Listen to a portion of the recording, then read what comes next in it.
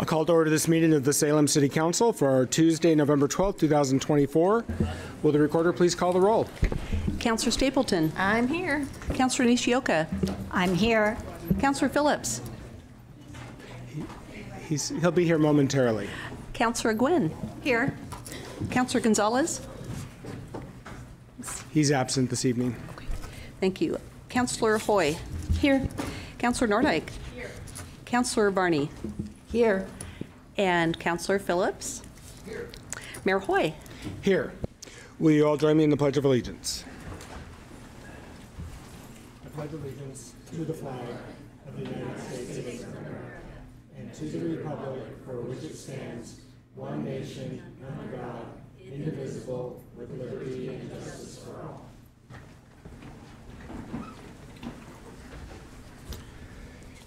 All right, Councillor Nishioka, do we have any additions or deletions to the agenda? We do not. All right, it's now time for council and city manager comment. Do we have any?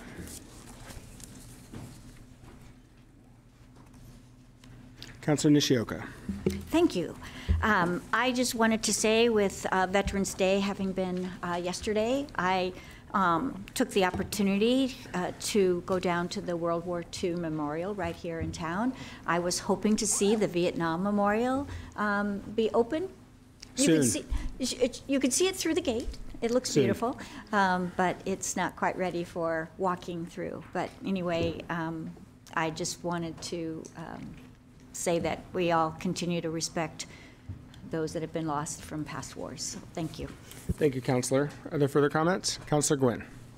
So I too wanted to recognize the veterans, and I was hoping, since we as a city didn't do a proclamation like so many municipalities do, would veterans in the audience please rise to be recognized, including city staff. Bill Rickey, I know you are a veteran.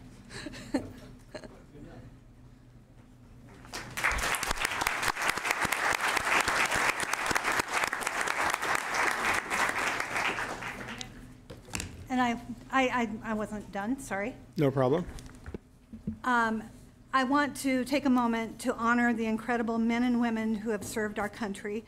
And I'm a military brat, so if I get emotional, I apologize. Your unwavering courage and dedication have made it possible for us to enjoy the freedoms we hold dear. Each of you carries a unique story of bravery and resilience, and I'm deeply grateful for the sacrifices that you and your families have made. I recognize that your service often came at a great personal cost, and I want you to know that it does not go unnoticed. You are true heroes, and your commitment to protecting our nation inspires me every day. Thank you for your sacrifices, your strength, and your unwavering dedication. You are valued and honored, not just today, but every day. Thank you. Thank you, Councillor. Are there any additional comments? All right. We will move on then to proclamations. I would first like to call up, in honor of Youth Hope Month 2024, Patrick McDermott and Christopher Lopez.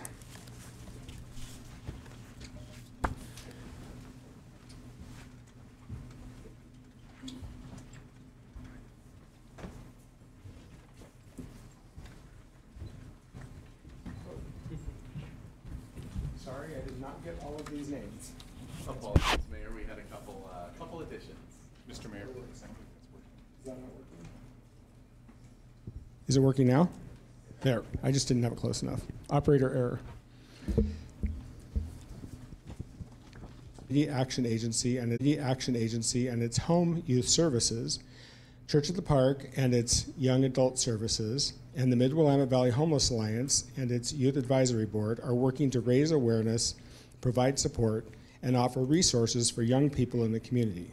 And now, therefore, I, Chris Hoy, Mayor of the City of Salem, do hereby proclaim November 2024 as Youth Homelessness Outreach, Prevention, and Education Month, and ask that the community to observe this month with programs and activities that commit to protecting this vulnerable population of youth and recognize the November 14th Light the Night event, dated this 12th day of November 2024.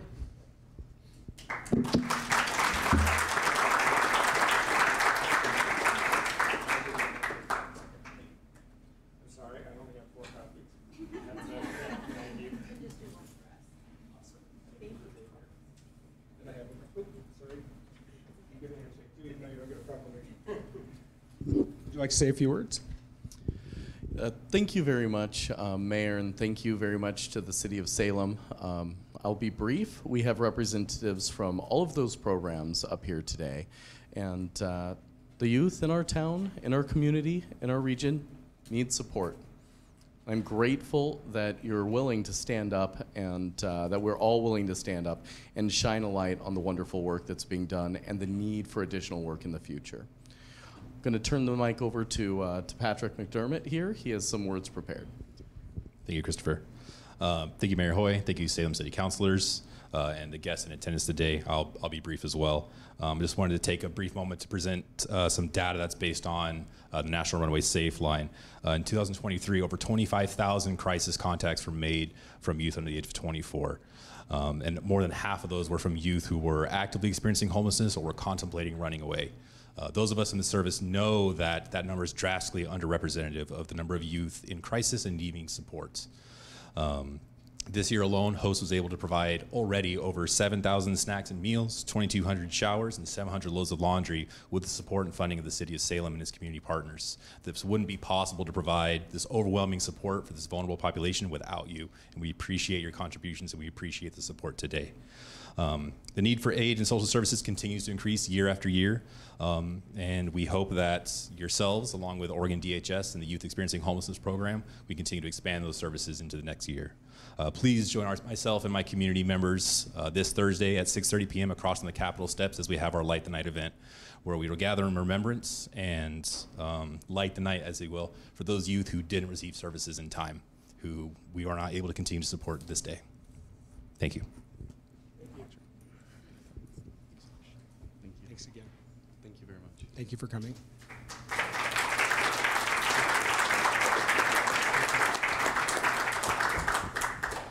Next, I'd like to invite up Beth Schmidt, Tanya Perfecto Calderon, Meredith Hedgewald, Mike Jaffe, and Dr. Irvin Brown to celebrate Ruby Bridges Day.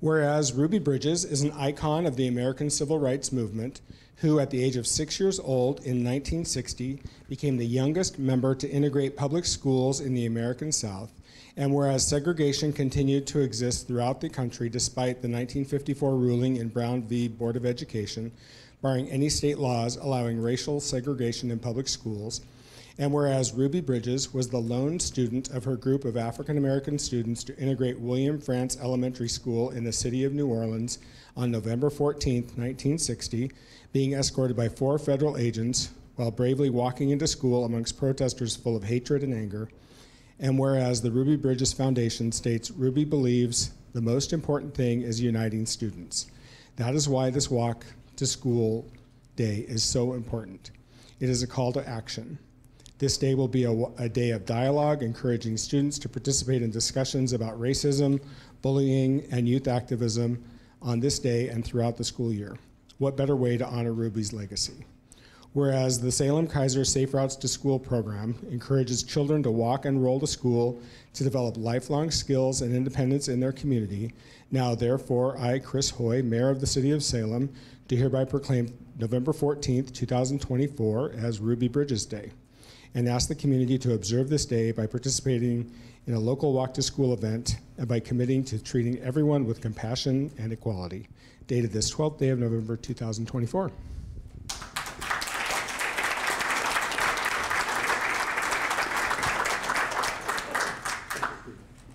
Thank you, Mayor Hoy. Thank you, councilors. We're just a really excited team.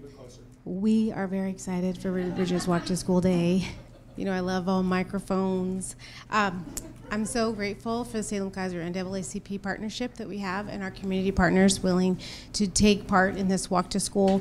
It's my favorite event. I'm never shy about that. But Ruby Bridges is just 70 years old. She was just a 6-year-old little first grader who didn't know how she would change the world, but she really has. And the beauty of it is the feedback that I get from principals and children right now. So thousands more will walk on Thursday in honor of Ruby Bridges. And they're learning right now in their class about what Ruby did. And then they get to go walk to school just like she did. I couldn't have a better job than this right now. And I'm so grateful for everyone who comes and shows up. It might rain a little bit, but I've heard that some people won't melt. I have asked them. They said they wouldn't melt. They're used to the rain now. So if it rains, please come join us. And, you know, we'll just keep this going. It'll grow and grow, and it'll be bigger and better each year. Thank you for having us.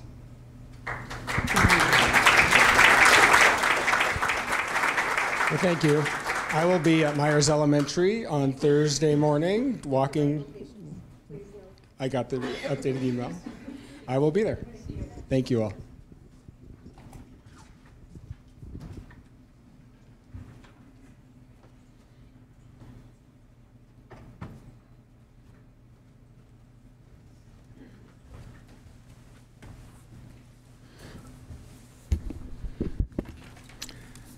And now we're on to public comment.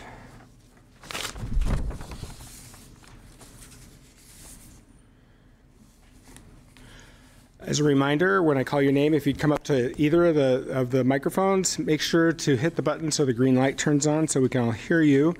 Introduce yourself with your name and either your address or your ward number, and you have 3 minutes. When the yellow light starts to flash, that means you have a minute left. And then when the red light comes on, that means your time is up. There'll also be a timer on the screen here. So please pay attention to that and end your comments when your time is when your time is up. And with that, first up is Bob O'Black.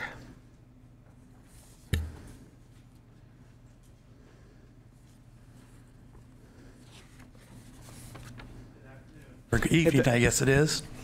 My name is Bob O'Black. I'm with Ward 4, 276 Kurth Meadow Avenue Southeast in Salem. And this is in reference to, there's an agenda item on censorship of a couple of counselors, Councilor Hoy and Gwynn. And I guess I have a few comments related to that. Mayor Hoy, what is to gain from this censorship? Both Councilor Hoy and Gwynn did disclose that they received campaign contributions from principals of the proposed project referenced in 24-405. The following rules stated in Section 62 of the Salem Charter, and I listened to the recorded video and during the meeting of October 14th. So about a month ago, there was full disclosure about their about contributions that they received. Well, during testimony of the disclosure, Councilor Hoy presented the case for her participation in the public hearing, and Councilor Gwynn acknowledged the same testimony and also disclosed that she had received contributions. So the outcome of the public hearing, as it turned out, would be the same even if they did recuse themselves. Mayor Hoy, this censorship erodes public confidence in our elected officials. They followed the city charter, section 62. And what do we have to gain from this censorship? Thank you. Thank you. Next up is Becky Beeman.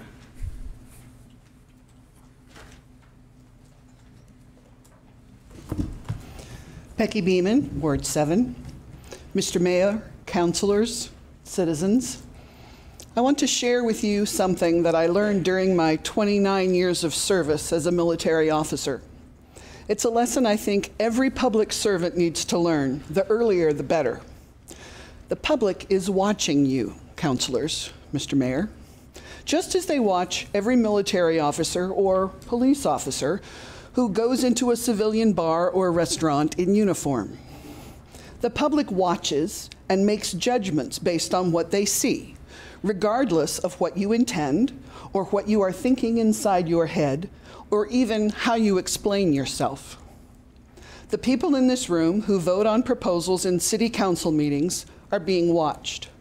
I think you know that it's important that you don't break the law in the conduct of your duties, and the city manager and attorney keep you apprised of where the legal lines are drawn.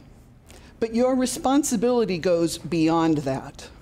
Not only must you refrain from wrongdoing, you must also refrain from the appearance of wrongdoing. Someone looking at what you do from the outside should not be able to read into it a breaking of the law or of the trust they have in you. You may be familiar with the behavior of several of our United States Supreme Court judges who refuse to recuse themselves when a case before them strongly implies a conflict of interest. The court has damaged its credibility with these actions, and there are calls for an enforceable code of ethics to be applied to them, just as it is for other federal judges. I strongly recommend that you not follow the example of these jurists. Their behavior is not in accordance with the lofty ideals this country has pursued for over 248 years. If you want the people of Salem to believe that you are truly acting to benefit the city and not yourselves, you need to not only avoid wrongdoing, but also the appearance of wrongdoing.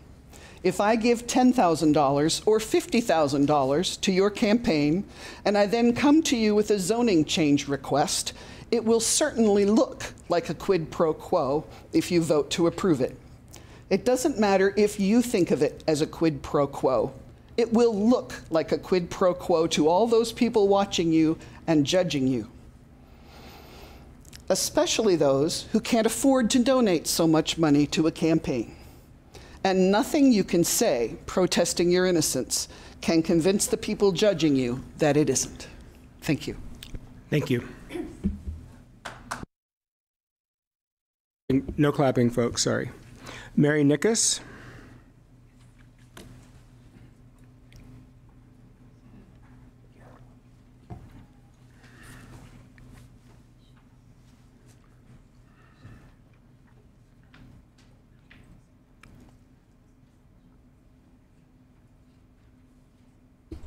There you go. Hi, Mary Nickus, Ward 7. I just wanted to comment also on the censorship and the decision of the councilors Hoy and Gwynn. I am very upset and dismayed that councilors Julie Hoy and Deanna Gwynn did not recuse themselves from voting on a matter that directly benefited one of their large donors, Larry Tokarski. While I understand that they acknowledged their receipt of contributions from Mr. Tokarski and stated that it could be construed as a conflict of interest, they did not have the good conscience to recuse themselves from that vote. At that meeting, Julie Hoy stated something to the effect of that receiving a campaign contribution for $25 is the same as receiving one for $10,000. This is utter nonsense. One who contributes $10,000, and in Mr. Tokarski's case, I believe it was $29,000 between him and his business, has no direct correlation to a person who contributes $25. The city charter is very clear.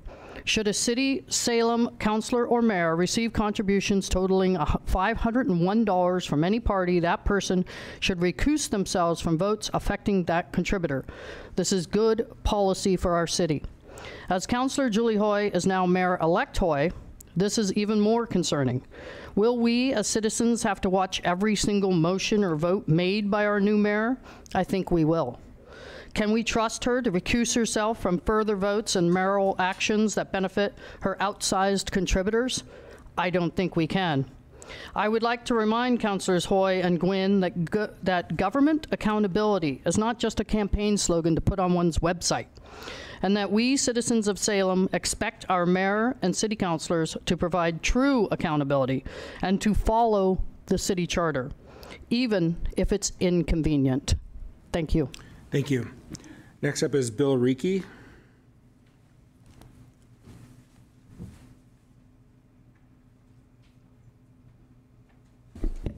Bill Rickey, own a business in Ward 5. Never thought I'd do this. I'm going to quote the Statesman Journal here. "This is a great example of the good old boys club in action, proving that Councillor Hoy's and Councillor Gwynn's votes can be bought," said Virginia Stapleton. "I don't know what happens next, but I believe we as a council need to ensure that this doesn't happen again. I'm sad to think the people of Salem have to continue to stand on guard and watch out for corruption over the next 2 years." I read that as politics, and not good politics. I read it as someone who's upset that they are no longer on city council. I read it as someone who is bitter. I don't know, censorship in this council, censorship in this council is going to help anybody. I don't think it builds relationships moving forward for all of you to work together. You know, as I read the charter, I don't read it so clear as others in this room may. It speaks to someone of a reasonable person being able to decide whether or not they feel there's a conflict of interest. Maybe what the efforts tonight, or not tonight, in the future should be is maybe we clear that up so that it makes sense. Because the rest of us, I think, who don't live in the world of the city council and city government every day, it may be a little foggy. So maybe that's what the effort should be. If this board or this panel is that passionate about it, maybe that's where the effort should go. Second item I want to discuss tonight is on the agenda that there is a potential raise for the city manager. I had the pleasure of serving on the Alternative Revenue Task Force. I did that because I was told the city didn't have any money. Since being on the task force, the city somehow has found $1 million to fund the library. We've bought electric street sweepers, and now we have a $20,000 a year pay increase on the table for the city manager. If we had to call on the citizens to sit on an Alternative Revenue Task Force, we probably don't have any money. But now we have $20,000 to give someone a raise. I don't know if that makes any sense. I think it's kind of a slap in the face to those of us that did sit on that and spend 6 months of our time dealing with that. I would urge you to reconsider that. I don't know that anyone in this room or this town specifically would agree with anyone getting a $20,000 raise with the economic conditions right now. Thank you. Thank you. Next up is Paige Barton.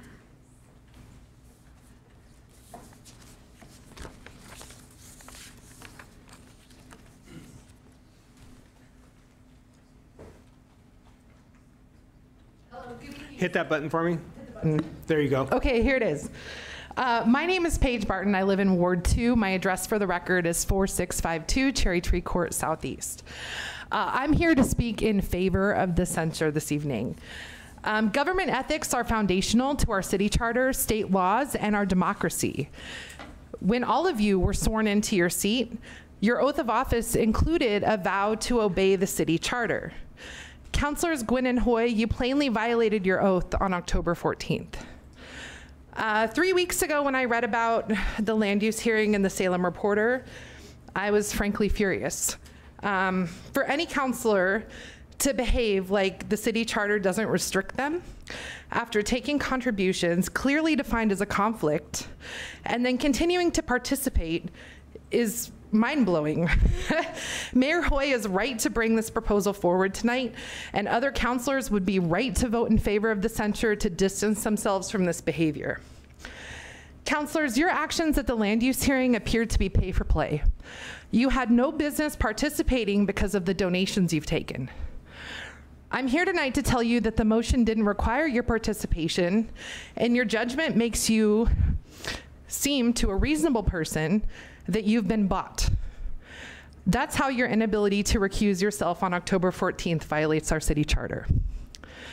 To put the magnitude of this conflict into perspective, Indeed estimates that a line cook at an Italian restaurant would make $17 an hour.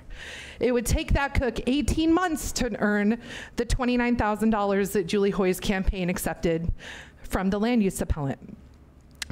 Salem's working constituents like myself are absolutely right to think this is out of touch and selfish.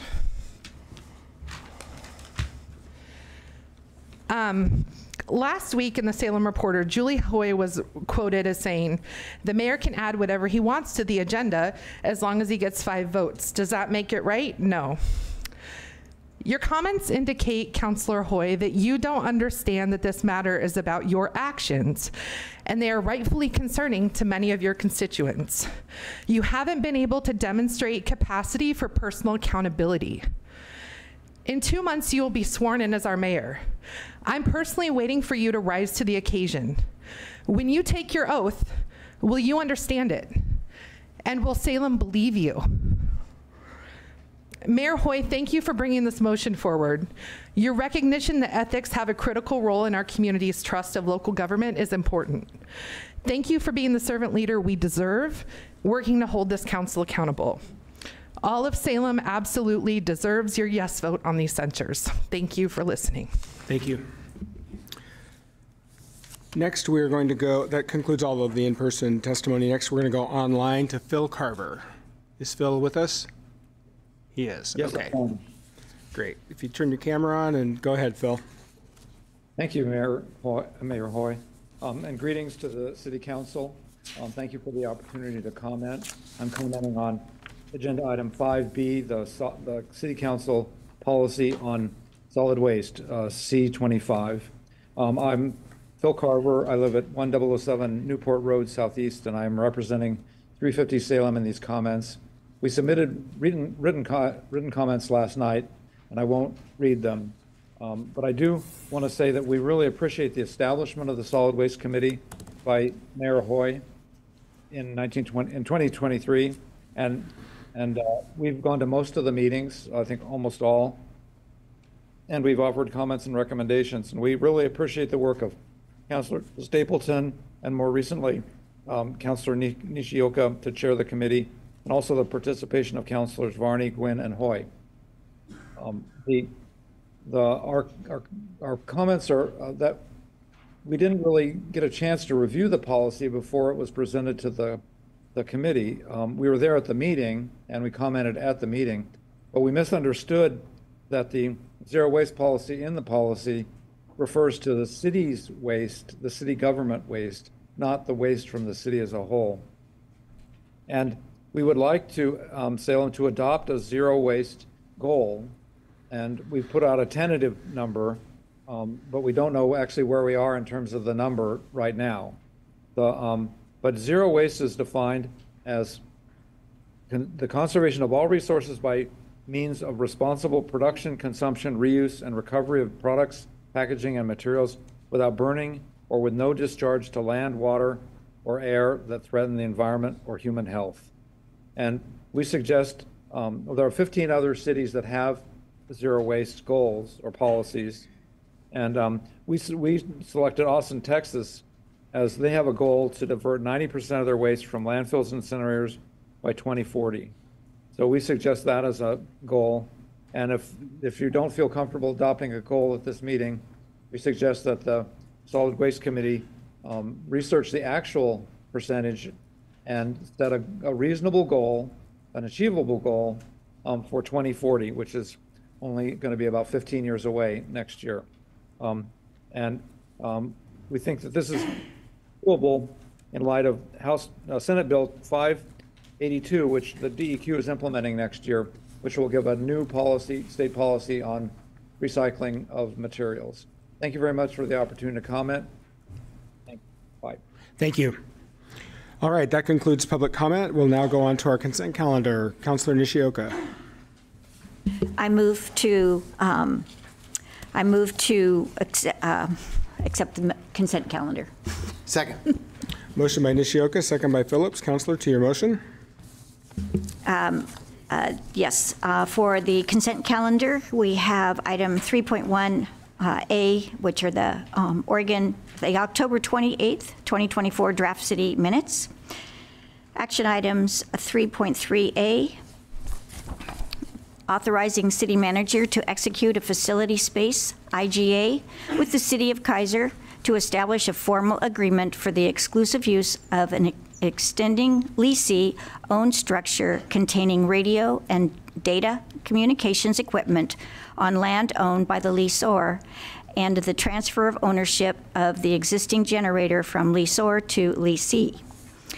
Item 3.3B, authorize a third amendment to the purchase and sale agreement to allow buyer to offer ownership of the subject property prior to recording the final plat. And that concludes the consent calendar.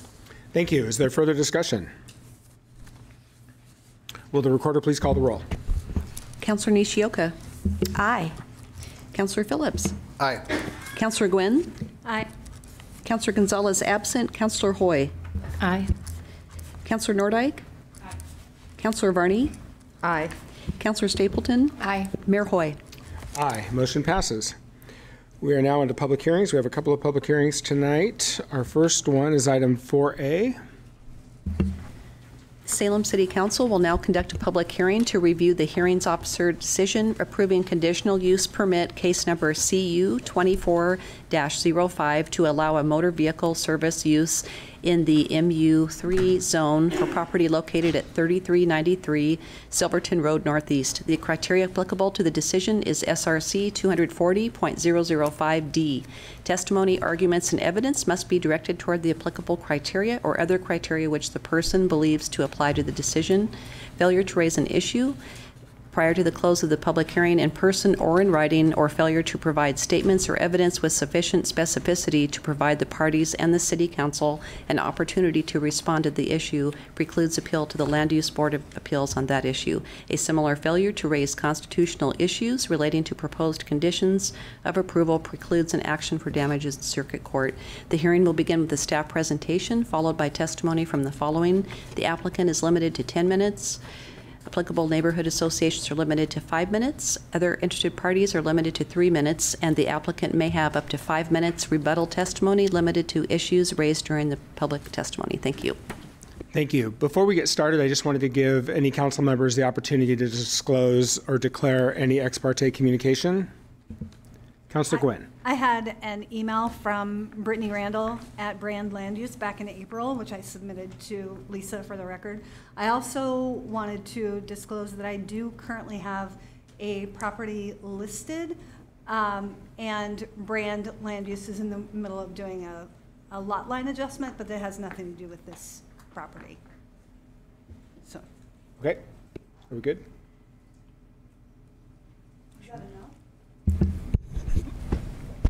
So you have an application that Brand Land Use is processing for you? It's for a property in West Salem. It has nothing to do with this, but they're not my client. My client hired Brand to I understand. do the lot line adjustment, yeah. Okay. So if you want me out, I'm out. Any others? Councilor Hoy. I received the same email in April that Councilor Gwynn did from Brand, so thank you. Thank you. Any others? All right. Turn it over to staff for the presentation. If you'd hit that button so the microphone turns on for me. There you go. Thanks. I'm going to share my screen here too.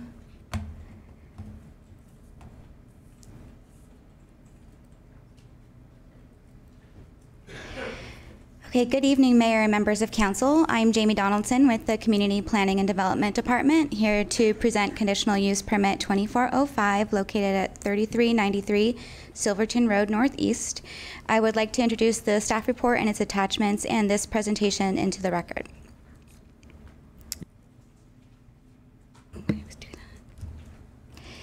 The request before you tonight is for a conditional use permit to allow an auto repair shop, which is a motor vehicle services use, in an existing building in the MU3 zone. The subject property is a corner lot, approximately 1/4 acre in size, located west of the Interstate 5 freeway, with frontage along Silverton Road Northeast to the south and Hawthorne Avenue Northeast to the east, both of which are designated major arterial streets. The zoning map here shows the property is zoned MU3 or mixed use 3, represented in the purple shading, and is surrounded by other MU3 zoned properties on all sides.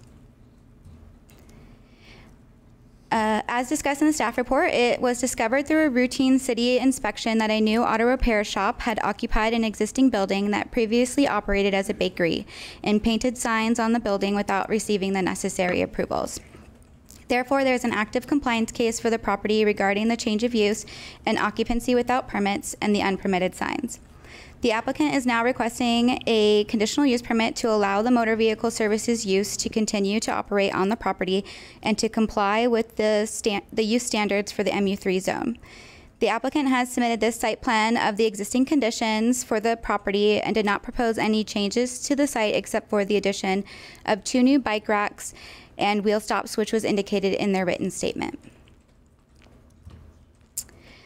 The purpose of a conditional use permit is to allow uses that are similar to other uses permitted outright in the zone, but because of the manner in which the use may be conducted or the land and buildings developed for the use, review is required to determine whether the imposition of conditions is necessary to minimize the negative impacts on uses in the surrounding area and to ensure that this proposed use will be reasonably compatible with appropriate development of the surrounding property.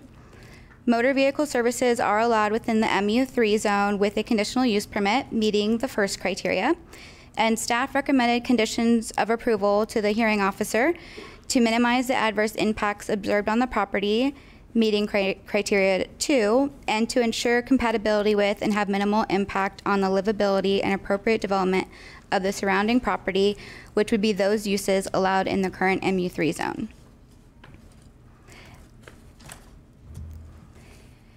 Here we have an aerial photo of the property showing the existing building, which had historically operated as a bakery since it was built in 1969.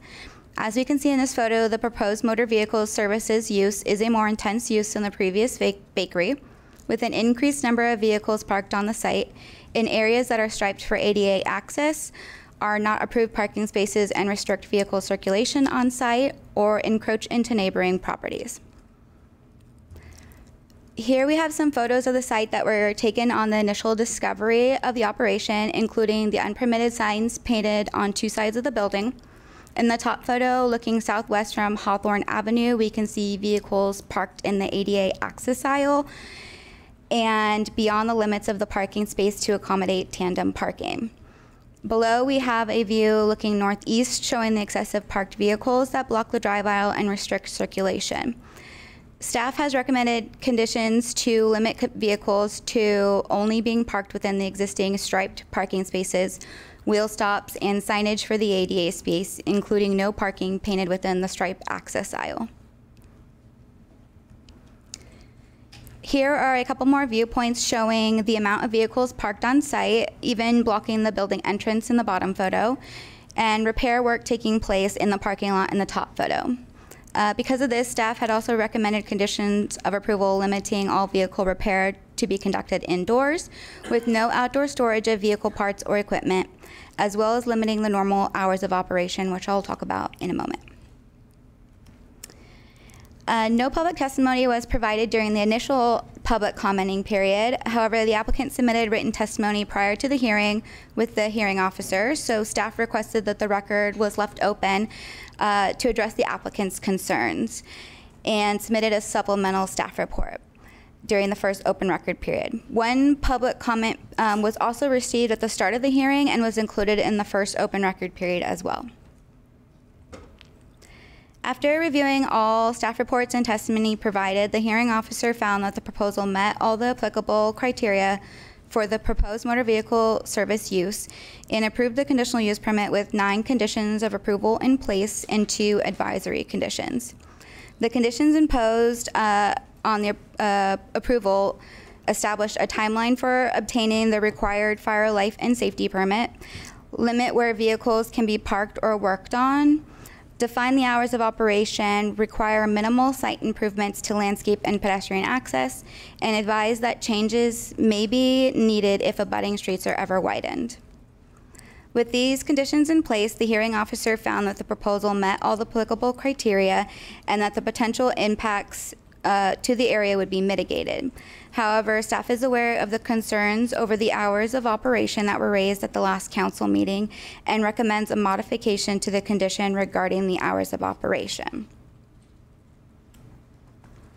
Initially, staff's recommendation to the hearing officer was to limit the hours of operation where the business is open to the public to be between 7 a.m. and 8 p.m. as a way to minimize the impact of noise and odors to the surrounding uses, which has a high likelihood of including residential uses in the MU3 zone as the area redevelops, which is discussed further in the staff report. The applicant objected to any condition that limits the hours of operation, but when asked during the hearing what the hours were currently, the applicant indicated 10 a.m. to 8 p.m., with some exceptions for emergencies extending work until 9 p.m.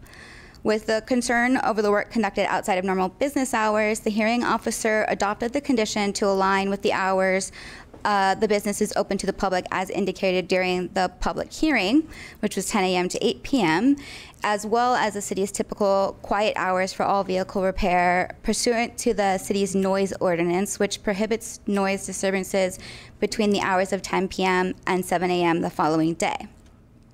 With the more recent concerns over the hours of operation that were raised at the last council meeting, staff recommends a modification to the condition that aligns with the hours of operation initially proposed by the city, where the business is open to the public between 7 a.m. and 8 p.m., while maintaining that all vehicle repair is conducted outside of the city's typical quiet hours from 10 p.m. to 7 a.m. the following day. Therefore, staff recommends that the City Council modify the hearings officer decision approving the conditional use permit by changing the hours of operation where the business is open to the public to be between 7 a.m. and 8 p.m. That concludes the presentation, and I'm available to help answer any questions. Thank you. We do have people signed up for testimony, so we'll hear from them, and then we'll come back to you for questions. Brittany, are you wanting to go first? Okay. So I conferred with the city attorney, and you're considered the applicant, so you have 10 minutes. The others each have 3. Okay. So, you bet.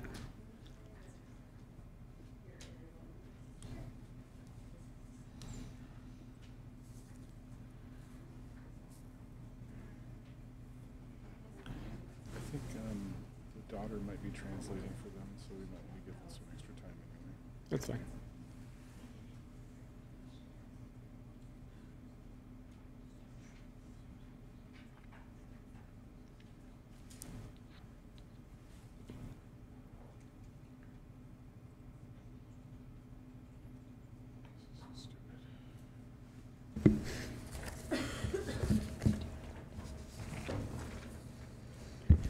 Good evening, Mayor and Council. My name is Brittany Randall with Brand Land Use. I'm located at 1720 Liberty Street Southeast in Ward 2.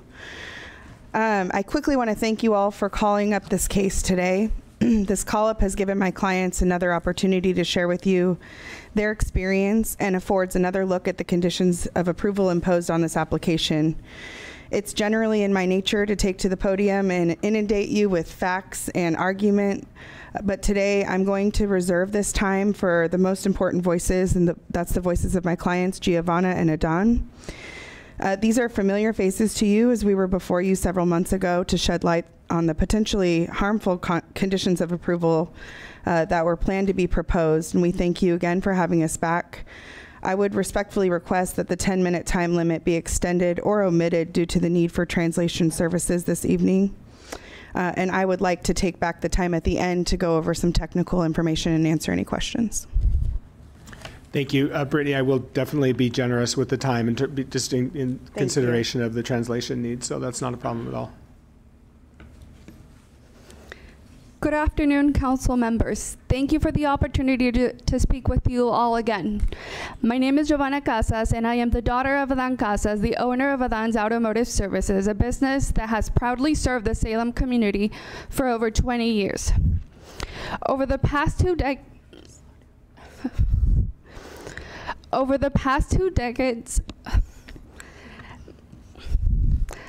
my father has contributed greatly to Salem's success by creating job opportunities, paid taxes, and helped the community thrive. My father has worked hard to build this business, and he is simply asking for the opportunity to continue operating from this commercial property. In late 2023, he acquired this commercial property specifically to operate as a car repair shop. Unfortunately, the realtor did not disclose that the property lacked the required permit to operate as a mechanic shop. In September of 2024, the City of Salem notified my father that he needed to obtain a 7,000 conditional use permit to operate as a repair shop. This came as a major setback as my father had already invested his life savings into this property. Over the last 14 months, our family, with the assistance of Brittany and Shelby, have been working with the City of Salem to obtain the necessary permits. When we began this process, we were hopeful for a positive outcome. However, this process has been extremely stressful for my family and me, as the level of scrutiny and oversight from the City of Salem has left my family and I feeling discouraged. There are 9 conditions of approval the city is requesting for my dad to implement in order to obtain this permit. These conditions would have a direct and real impact on my dad's small business. Condition 2 states that all vehicle repairs must occur indoors with no outdoor storage. I am seeking clarity on what constitutes a repair and how the city plans to monitor this.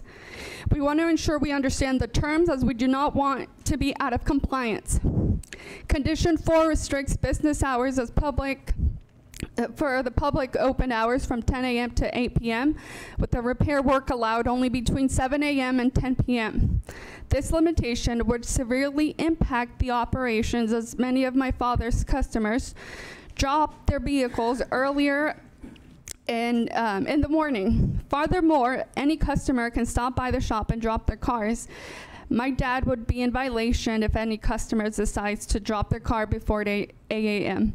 I ask the council to strongly consider revising the condition as staff presented in their newest report. Condition 7 states that my dad is to maintain landscaping in good condition, along with the planter strip on Hawthorne Avenue. We ask the city to please reconsider this. This area lacks irrigation, making up the upkeep challenging, and even if the landscaping doesn't meet the good condition standard, my father would be in violation and again jeopardize his permit. Condition 8 would require a pedestrian connection from Silverton Road and Hawthorne Avenue. We seek clarification on its necessity. Customers can already access the entrance from the sidewalk from the ADA compliant parking space, so we hope this requirement can be reconsidered. I've not seen this level of scrutiny directed at any other business, and it feels as though we are being singled out. I'm not here to make accusations, but this ongoing oversight has left my family feeling discouraged. Owning a small business is already challenging, and this process has only increased the stress and pressure that my dad has had to face. I am here today to express the real impact these conditions have on a family-owned business here in Salem. My father has been a committed employee, taxpayer, and supporter of the Salem community. Small businesses like his are the foundation of Salem, and I hope he will be given a fair chance to continue thriving here. I urge the city to let my father keep supporting Salem as he has for over 20 years. I respectfully ask all of you to please reconsider these conditions. Thank you for your time and consideration. Thank you. Thank you.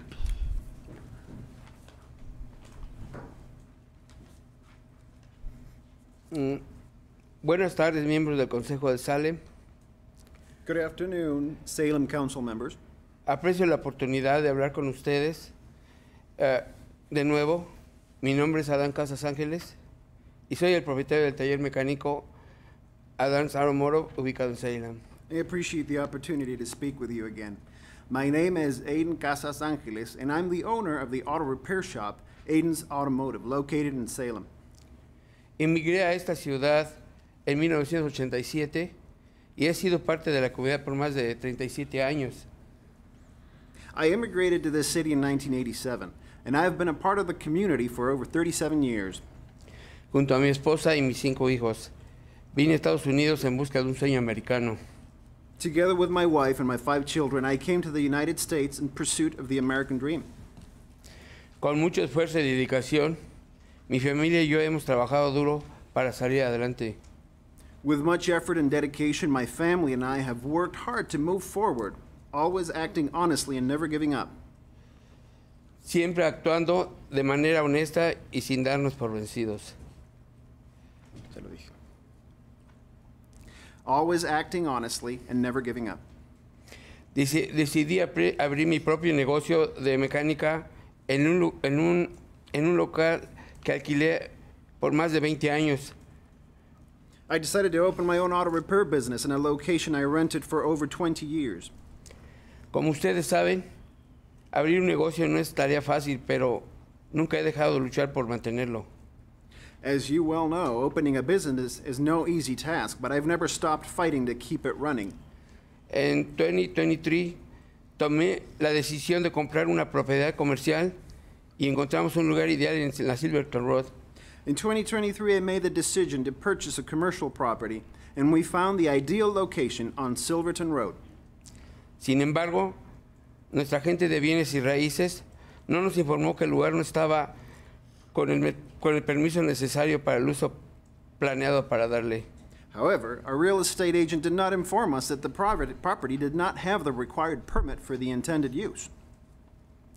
En septiembre del 2023, la ciudad de Salem nos notificó que necesitamos solicitar un cambio de uso para poder continuar operando como taller mecánico. In September 2023, the city of Salem notified us that we would need to apply for a change of use permit to continue operating as an auto repair shop. Brittany y Shelby nos ha apoyado en este largo proceso de 14 meses, pero ha sido extremadamente estresante. Brittany and Shelby have supported us throughout this 14-month-long process, but it has been extremely stressful. Las 9 condiciones que la ciudad nos ha pedido cumplir afectarían directamente a mi pequeño negocio. The 9 conditions the city has asked us to meet would directly impact my small business. Estas condiciones impactarían las horas de operación, restringiendo el lugar donde podemos realizar reparaciones. These conditions would impact the operating hours, restrict where we can conduct repairs. Exigirían que mantuviéramos el área verde en buen estado y cualquier error de nuestra parte podría el riesgo de nuestro permiso. It would require us to maintain the green area in good condition, and any mistake on our part could put our permit at risk. Estoy aquí para solicitar, por favor, consideren estas condiciones y me permitan seguir trabajando de manera honesta. I'm here to respectfully request that you reconsider these conditions and allow me to continue working honestly. Estas restricciones realmente limitarían el crecimiento de mi negocio. These restrictions would severely limit the growth of my business. Desde que estoy en esta ubicación, he trabajado para mantener esta esquina limpia y segura. Les pido su apoyo para considerar estas condiciones y seguir ayudando a mi comunidad. Since being in this location, I have worked to keep this corner clean and safe. I ask for your support in reconsidering these conditions so that I can continue to help my community. Por favor, ayúdenme a continuar con mi negocio. Gracias. Please help me continue with my business. Adán Casas Ángeles. Thank you. Thank you. Adán Casas Ángeles. Thank you. Thank you. Thank you, everybody.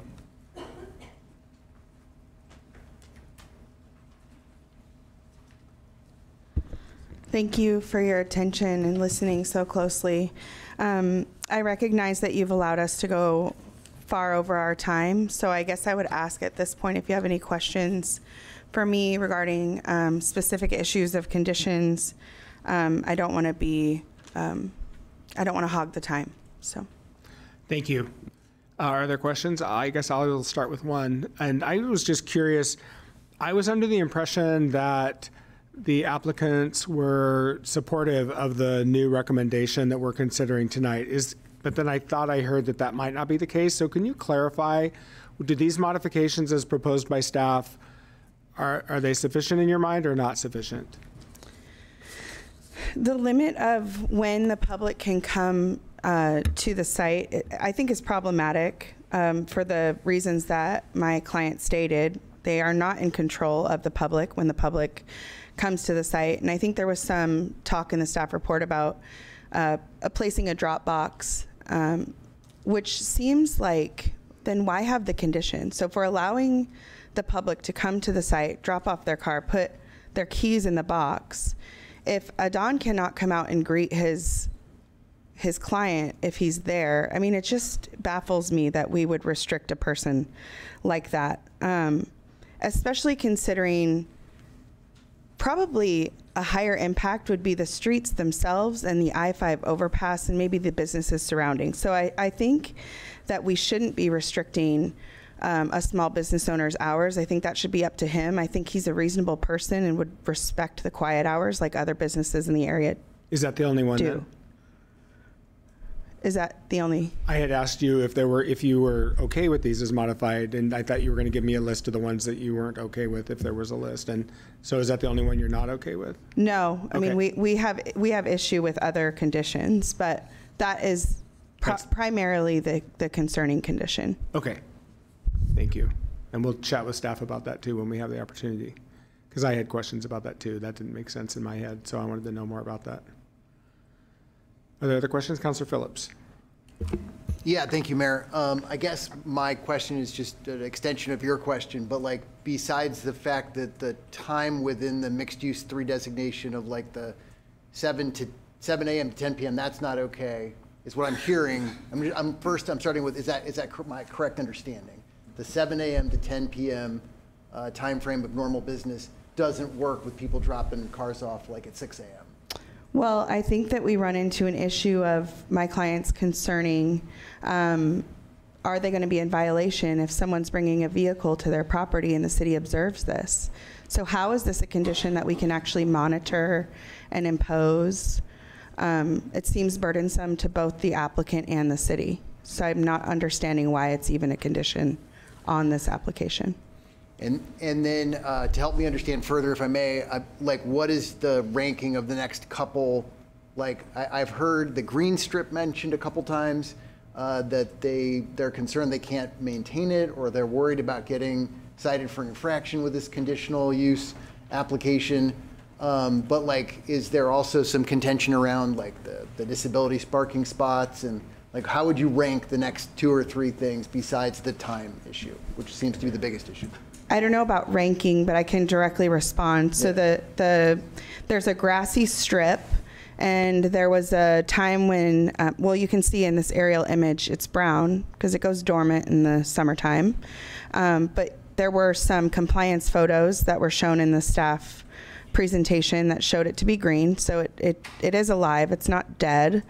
But there is no irrigation in this strip, and it's very narrow. So previously, so this site is in this configuration because of a city project, actually, a widening project that happened after a tragedy, which is all in the information, so I won't go into that. But the strip had some plantings in it that were placed by the city, and they didn't survive. They're not irrigated. So I think that is, I'm not sure what it adds. Like what enhancement would a small shrub add when Adon has done so much to clean up this corner? It's active now. We have photos of what it was before, which was individuals slumped in front of the front door, breaking the windows. It was an eyesore. And I wish Councilor Gonzalez was here with us tonight, because he had provided some information about the site being problematic for the neighborhood.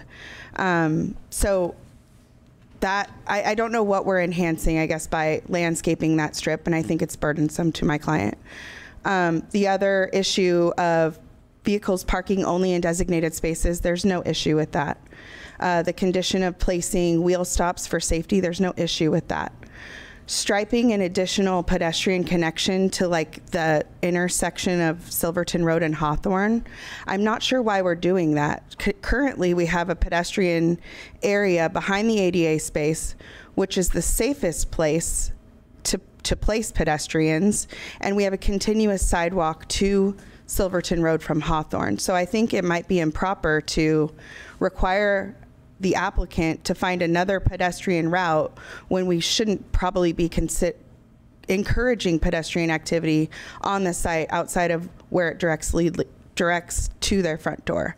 So those are the main issues. As far as no repairs happening outside. The picture that you saw, we believe, was a picture of Adon running a diagnostic on a vehicle or checking oil. I don't know if that's a repair. To me, that's not a repair. So that's concerning for my client who has to abide by these rules or risk the revocation of their conditional use permit. Thank you. Are there further questions for the applicant? Councilor Nordyke. Thank you, Mr. Mayor. The staff report indicates this historically operated as a bakery. Was the bakery required to install shrubs? Do you remember seeing shrubs or other greenery? I'm just wondering, why is that? Why is this business being asked to install something? That to me sounds like the prior business was not required to do that. Well, what I know is that the landscaping that was in that strip was provided by the city during the widening project. I don't believe, so the bakery sounds a little benign, but it was a commercial bakery, so it was a little more intense than just a bakery. But I don't know that the previous use was required to have landscaping and maintain it, or they'd be in violation of anything. They were not required to operate with a conditional use permit either. So I think that this project is viewed with more scrutiny because of the requirement of the conditional use permit. But we have this responsibility that conditions need to pertain to, you know, life safety and health and welfare.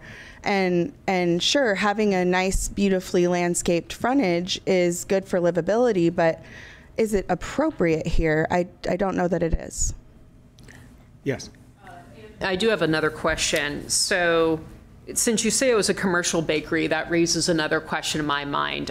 When I think of a commercial bakery, I think of one that may operate at unusual hours as it's trying to get product to other places to sell by the time they open. So I could foresee the situation in which a commercial bakery may be having its trucks coming and going at times of the day that's really noisy and not really convenient to a neighborhood. Do you have any information about that? Because again, I know that the timing, the hours, and the quiet time, it matters, but I'm also curious, if this was a commercial bakery before, they probably had commercial trucks coming and going to take product places. Yeah, I don't have any evidence to supply. I don't have their working hours to provide to you. But I believe that you're right. I believe that bakery vehicles were deployed early in the morning to stock shelves.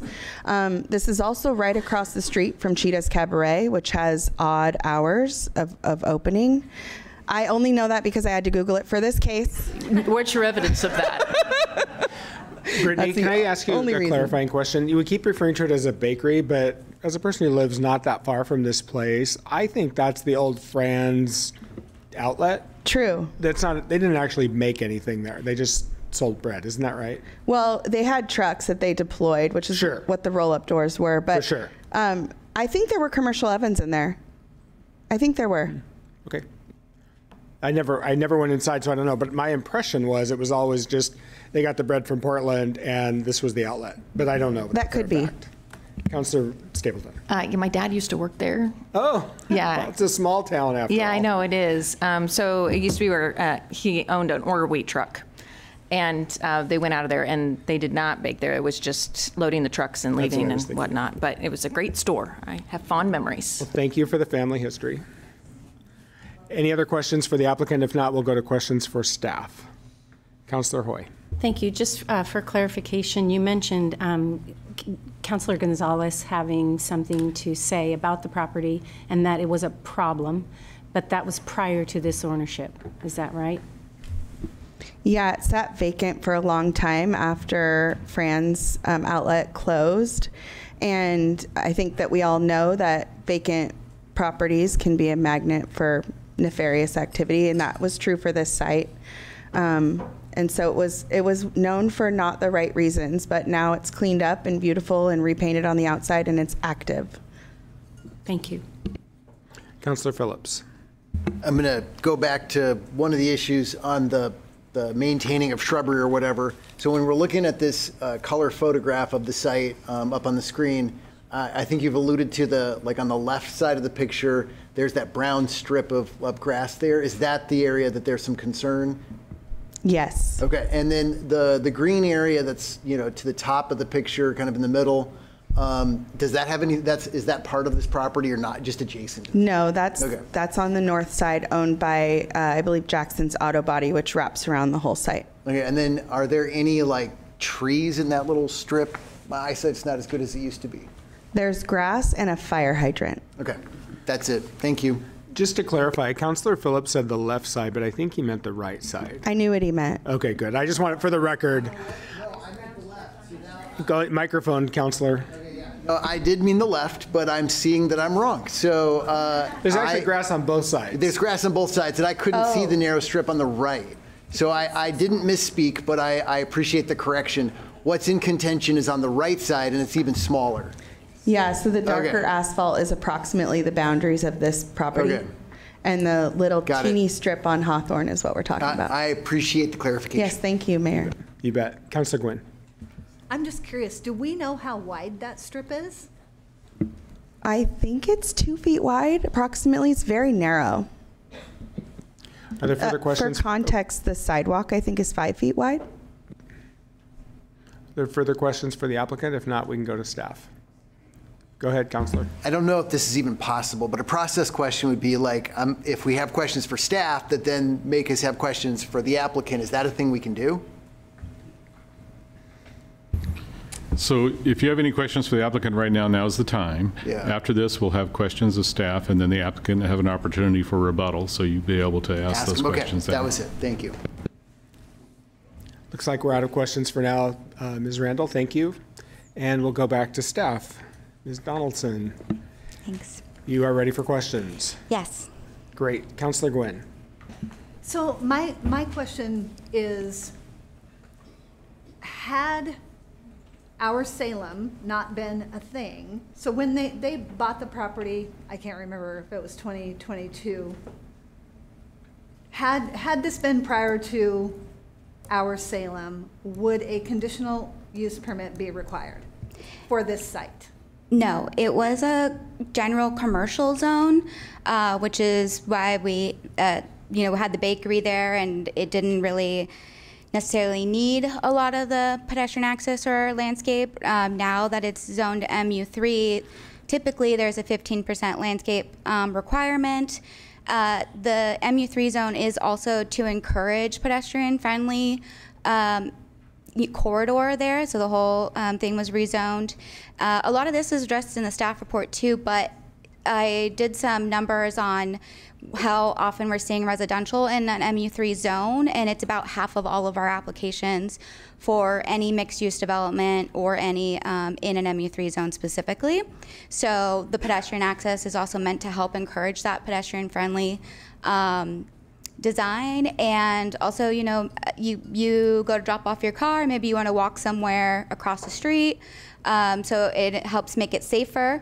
The access that's behind the ADA parking space right now is not considered safe. It's not something we would approve. When it all got restriped a while ago, I don't think that was looked at. So that's where the condition comes from, is to, I do want to point out too, the criteria is to be compatible with the appropriate development of the surrounding area, which would be the MU3 zone. So that's why we were looking at the pedestrian access, the landscape. Also the landscape, whether or not there's a condition there, all property owners are responsible for taking care and maintaining the landscape strip in front of their property. So that would be a violation whether it's a condition or not. And there are opportunities to do, drought-tolerant landscape. It doesn't require as much water. You can go out there and water it with a hose every now and then, those kinds of things. And we did say that they didn't have to do trees there either because it's so small. So, Ms. Donaldson, we've heard a lot of concern about the hours of the business and whether somebody would be, whether it would be a problem if somebody dropped off a vehicle before those hours in whatever we finally approve. Is that, would that be a problem if somebody just dropped off a vehicle in your mind, or is that? Yeah, I think I put in the staff report too. There's nothing that prohibits them from dropping off a vehicle, maybe with like a drop box option. I know they were talking about greeting the customer, but I don't know that if someone is always at the business for that many hours to be greeting the customer anyways if they're dropping it off at 5? Let's say they are. Yeah. Let's say they are. Would that be a problem? I mean, typically we are limiting the hours for uses like this because of the noise and the odors that might be associated with it, which our noise ordinance is 7 a.m. to 10 p.m. regardless. Then go ahead. Ms. Donaldson, I'm sorry, but I did not get a clear answer from you on that. I don't know if anybody else did, but I don't know what the answer to my question is. Would you like to defer to Ms. Anderson-Ogilvie? I didn't mean to throw you a curveball. I apologize. Lisa Anderson-Ogilvie, your planning administrator. So I think what Jamie is saying is that regardless of this condition, we have a noise ordinance. So at 10 p.m. you have to stop making the noise until 7 a.m. for any business or activity. Right. So the condition covers that period. So at the hearings officer hearing, there was a lot of discussion about when are you operating on vehicles versus when are you there, who can drop off. We've not received a clear answer from the applicant about what hours they will commit to. We did research of all the auto businesses in the general area, and none of them open before 7. So they all post their hours as 7 a.m. to 5, 5:30, 6. So we thought 7 a.m. to 8 p.m. was just generally a good range for auto repair, and making it clear that they can't work on cars in the middle of the night. The applicant said that they do work on cars in the middle of the night to meet deadlines or help customers. And so we were trying to be more vague in our original condition to give them more flexibility. But when they pushed back on that, the hearings officer really tried to get them to commit. And that's when they told us 10 a.m. So they can drop off vehicles, but if the doors were open, that would be a violation of the condition that we have proposed. So normal business of hours of operation would be 7 a.m. That's when we expect there to be workers there to greet clients and have the door open. That would be 7 a.m. under this But if condition. somebody dropped off a vehicle outside of those hours, it wouldn't be a problem. Is that what you're saying? Correct, if the doors were not open. Thank you. And this is a very, I have a lot of interest in this issue just because of over a property that you and I have discussed several times over the last many years, the vehicle repair business at Park and Center Street, which has a huge impact on the walkability of the neighborhood because you have cars that are parked literally every square inch of the pavement. You can't walk through there. It's just extremely difficult. And I know it has an impact on the neighbors. So I want to try to prevent that here because I want this small business to be successful and I want the neighborhood to be thriving. So I'm trying to find a balance for that. So Yeah, that's I my mean, goal. If the council decides, customers should be able to come at 6 a.m. and open the doors at 6 a.m., I don't think staff objects. We want to make it clear that the, operating on the vehicles does not happen after 10 p.m. and does not start again until 7 a.m. Okay. So I think it's up to the council, but we just have not been able to get a proposal from the applicant that we could respond to. So we're just trying to do the best we can with our research, and all the conditional uses that are done for auto repair have limitations on hours of operation, or almost all of them. It's very common. Thank you. So what I'm hearing you say is that if Ms. Randall were to come back during her rebuttal time and propose something hard and fast, then you would be okay with it. You just don't want it open-ended. Correct. Thank you. Councilor Stapleton. Thank you. Hi, Lisa. I was really intrigued by the question, what constitutes a repair out in the parking lot? So I know that I have seen folks, at a repair shop come out with their diagnostic tools or check the oil. That to me seems reasonable. But what is in our code as far as constituting a repair in a parking lot? I don't think it's defined as far as what's repairing a car, or more about what's repairing your building, your property in our code. I don't think the condition would prohibit diagnostic. I think all auto repair folks, you expect them, they're not going to necessarily take you into the bay before they come out and see what's happening. Or one time I took my car and I was like, I don't know what's going on. They're like, you literally have no gas left in this car, when I was like 18. So, they didn't take it in and put it up on the thing. They were like, let me poke around. I don't think you have any gas. So I don't think the condition prohibits that. And I think we might have indicated that in the staff report. If the council wants to amend that condition to say diagnostic is not repair for purposes of this condition to give the applicant more certainty, I think that's fine. I should state that the way conditions are enforced on conditional approvals like this would be primarily through complaint. So if we get a complaint, then we would go out and say, are you operating within the bounds of your conditional use permit? That was going to be my next question. Thank you for answering it. You're welcome. Yeah. So, Ms. Anderson-Ogilvie, my impression from you and Ms. Donaldson is that your goal is to limit the amount of noise and the impact on the surrounding neighbors, and that's what all of these conditions are primarily focused on. I mean, is that accurate? That's 100% what they're focused on, yes. Yeah. So, and ensuring that they get the required fire, life, and safety permits that are required for this use with or without a conditional use permit. And would you characterize those expectations as very typical for similarly situated businesses throughout Salem? Absolutely. I think Jamie's supplemental staff report to the hearings officer provided many examples of conditional use permits for auto repair that were similar, that have gone through the process and had similar conditions. Thank you. Councilor Gwynn. So you and I and Jamie had a really nice long talk, and I appreciate your input. But I was hoping that you would speak to, so there's been discussion about impact to the neighbors, but will you just make sure that everyone understands what the neighbors are?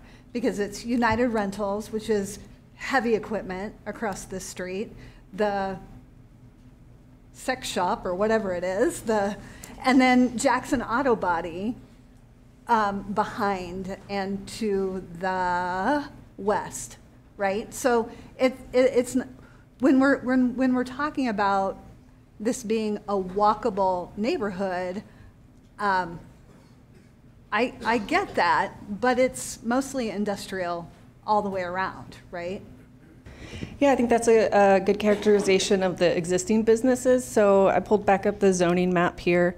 So all of the land in purple, I guess is shown up with purple, was rezoned through our Salem to mixed use 3.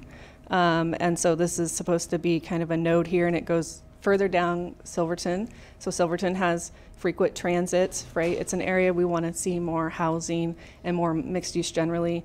And Jamie mentioned her research, which is in the supplemental staff report to the hearings officer, that over half the permits we're seeing in the mixed use zones have housing, either or exclusive housing or mixed use development. So I think we're seeing more and more of this. I think it's a strip club across the street. I think, is a property that's prime for redevelopment. It's a very underutilized property. It's a large property with a small building. Mr. Fu passed away. I know his family still owns it, but that's a site we could see be redeveloped to housing in the near future. So I think the point of the conditional use is to look at compatibility with uses that are allowed in the nearby zones, not just necessarily what's there today. So to follow up, could the current property owner then build up above, like an apartment? Yes. Okay. So, thank you. Thank you. Councilor Nishioka. Thank you, Mayor Hoy. I wanted to ask a question about the pedestrian crossing requirement. Can you help us understand if that is simply having the pedestrian crossing painted, or would there be some other requirements beyond that? And if so, would the city do that, and any idea on what that cost would be? Yeah, so it would be a cost to the property owner. The code allows you to meet it in a couple ways. You could change the material, so concrete and asphalt, different materials. Most people stripe it, so you can do striping, and then you have to do a speed bump. And most people buy bolt-in speed bumps, so you buy them and you kind of bolt them in on each side. So if you've driven through a parking lot and seen that, and that's just to let cars know that this is an area to be expecting pedestrians, and the paint helps with that as well. So when Jamie was mentioning that there's kind of a striped area out to Hawthorne, it is right behind the ADA, so when someone's backing out, they can't necessarily see there's a pedestrian, there's no speed bump. So if that were to be built today, that wouldn't meet our pedestrian standards. We wouldn't allow someone to back straight into a pedestrian area. So we do have, I think Jamie has a diagram where, just to show you what we're talking about. Oh, yep. So we were thinking something like this that goes from the front door out to the intersection, and it would just we would just expect that they do striping, and there's 2 little black lines on there, if you can see, that's where we would expect to see some speed bumps bolted in. Councilor, go ahead. On another subject, back to the landscaping, there isn't, they have the freedom of doing drought tolerant or scaping that doesn't require an irrigation system going in. So it would just be some probably minor correction on that, and that would meet the city's requirements, in my understanding. Correct, yes. The city built this planter strip when they put in sidewalks here on Hawthorne. There were shrubs in it. It looks like on Street View that they were maintained by the bakery for a few years. And then, as Ms. Randall said, the property was vacant for a while. It looks like they died. Maybe there's dormant grass. There doesn't appear to be any shrubs there anymore. It's too narrow for trees. But yes, we do normally require landscaping between parking and the public sidewalk. Obviously, this site was built a long time ago. There's no landscaping along Silverton. The zone requires 15% of the entire site to be landscaped. It's all pavement. So this is the only tiny place we can get any landscaping. And it's supposed to be landscaped and maintained today. So yes, drought resistant shrubs, bushes, something like that. Or they can hand water as well. It's not uncommon for people when they add landscaping to existing sites to just do hand watering. It's not always possible or cost effective to put irrigation. Thank you. Councilor Hoy. Thank you. Is it possible to just do rock in that bed? No, it's a landscaping area. There's supposed to be 5 feet between any parking area and a parking lot, and it's limited. I think it's about 2 or 3 feet. But it still needs to be landscaped per our code. It's and a minimum rock code doesn't requirement. define. No, it has to be something Landscape. living. So normally we require a certain amount of shrubs per square foot and then a certain amount of trees per square foot. We've said in the condition that they don't need to plant trees because it's too narrow to sustain trees over time. But it needs to meet the shrub requirements. Councilor Varney. Thank you very much. So if there's no water to keep things in the landscape strip, to keep things alive, can you put in fake trees and fake bushes? They have to be alive. I mean, I guess I don't understand what the purpose is, other than to meet the zoning requirement. What's the purpose of us having landscaping requirements in all of our commercial, industrial, multifamily zones? It's supposed to be attractive, or it's supposed to... Yeah, the main reason in this location would be to separate cars from pedestrians.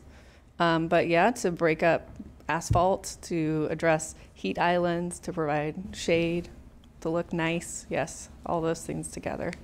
How about a small fence? I mean, I'm just trying to think of alternatives. I really don't like the landscaping part of it, but we can talk about that. The city put it in to provide some minimal landscaping to the site when they did the sidewalk and planted the shrubs for the property. And they didn't put any irrigation in? No. Okay.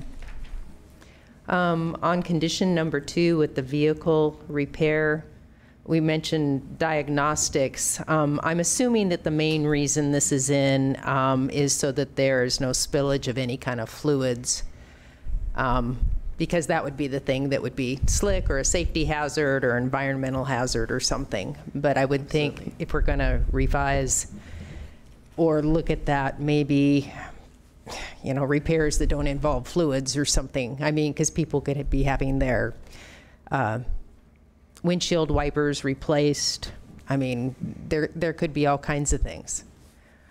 And then lastly, would I be able to drop a car off in the evening if that was the only time that I had a ride back? If they set up something to accept drop-offs as part of how they're operating their business, then yes. Okay. Thank you. Further questions, Councilor Phillips? Yeah, I think I have 2 categories of questions. Just back to that little landscaping strip, do we have an approximation of what percentage that is of this lot? I mean, I understand the standard is like 15%, but this looks way less than 15%. I don't think Jamie's done the math, but I would concur with way less than 15%. Yeah, so, yes. I mean, I think, we can talk about my thoughts later. I mean, I think like a bird in hand is better than one in the bush, and we've got like an active, you know, business here right now. My second category of question has to do with this excellent diagram that shows where it is. So I appreciate the picture on the pedestrian like way and why it's there, and that it needs, you know, like some speed controlling humps on either side of it. Is this something that we really have discretion on though? Like, I assume there are rules when it comes to like accessibility and stuff. So do we have discretion in this area? Yeah, this is not related to like ADA accessibility. Under the zoning code, there are certain things that trigger pedestrian standards. So any new development, we're going to require them. Any large parking lot, any building to the street, between buildings on sites, et cetera. And then if you're doing additions of a certain size or you're redoing your parking lot, it triggers it. They're not proposing anything with their permit that would trigger it. So we're proposing it as a condition for the conditional use to better meet the approval criteria for the conditional use. The council's reviewing the entire application and conditional use tonight. So if you don't think that they need that to meet their criteria, then the council could remove that condition. Further questions for staff? Thank you, Ms. Anderson-Ogilvie.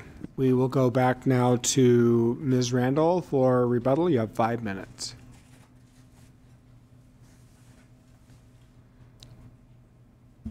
Thank you, Brittany Randall, for your record.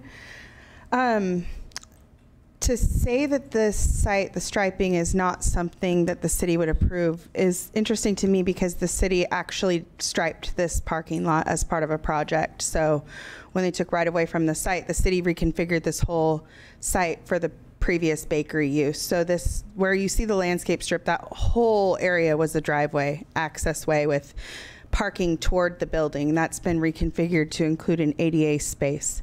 So I think something that happens sometimes is we see these adaptive reuses of existing buildings, and the city wants to bring it into conformance, which is a good desire, except that sometimes it's too cumbersome and we should just allow individuals to operate their business on their site and perhaps not trigger the entire code for them. My understanding is that the reason for limiting the hours of operation was to control noise and odor from the site. So to me, that would be curious that now we're limiting the public coming and interacting. So it's like the door being locked or unlocked now meets this code requirement. I'm not sure how that relates to noise and odor. To restrict when operations can happen or repair inside the building can happen to the city's not allowing it during the quiet hours, that makes sense. But to put a limitation on when the public can come to the site or when they can be open outside of repair doesn't make sense.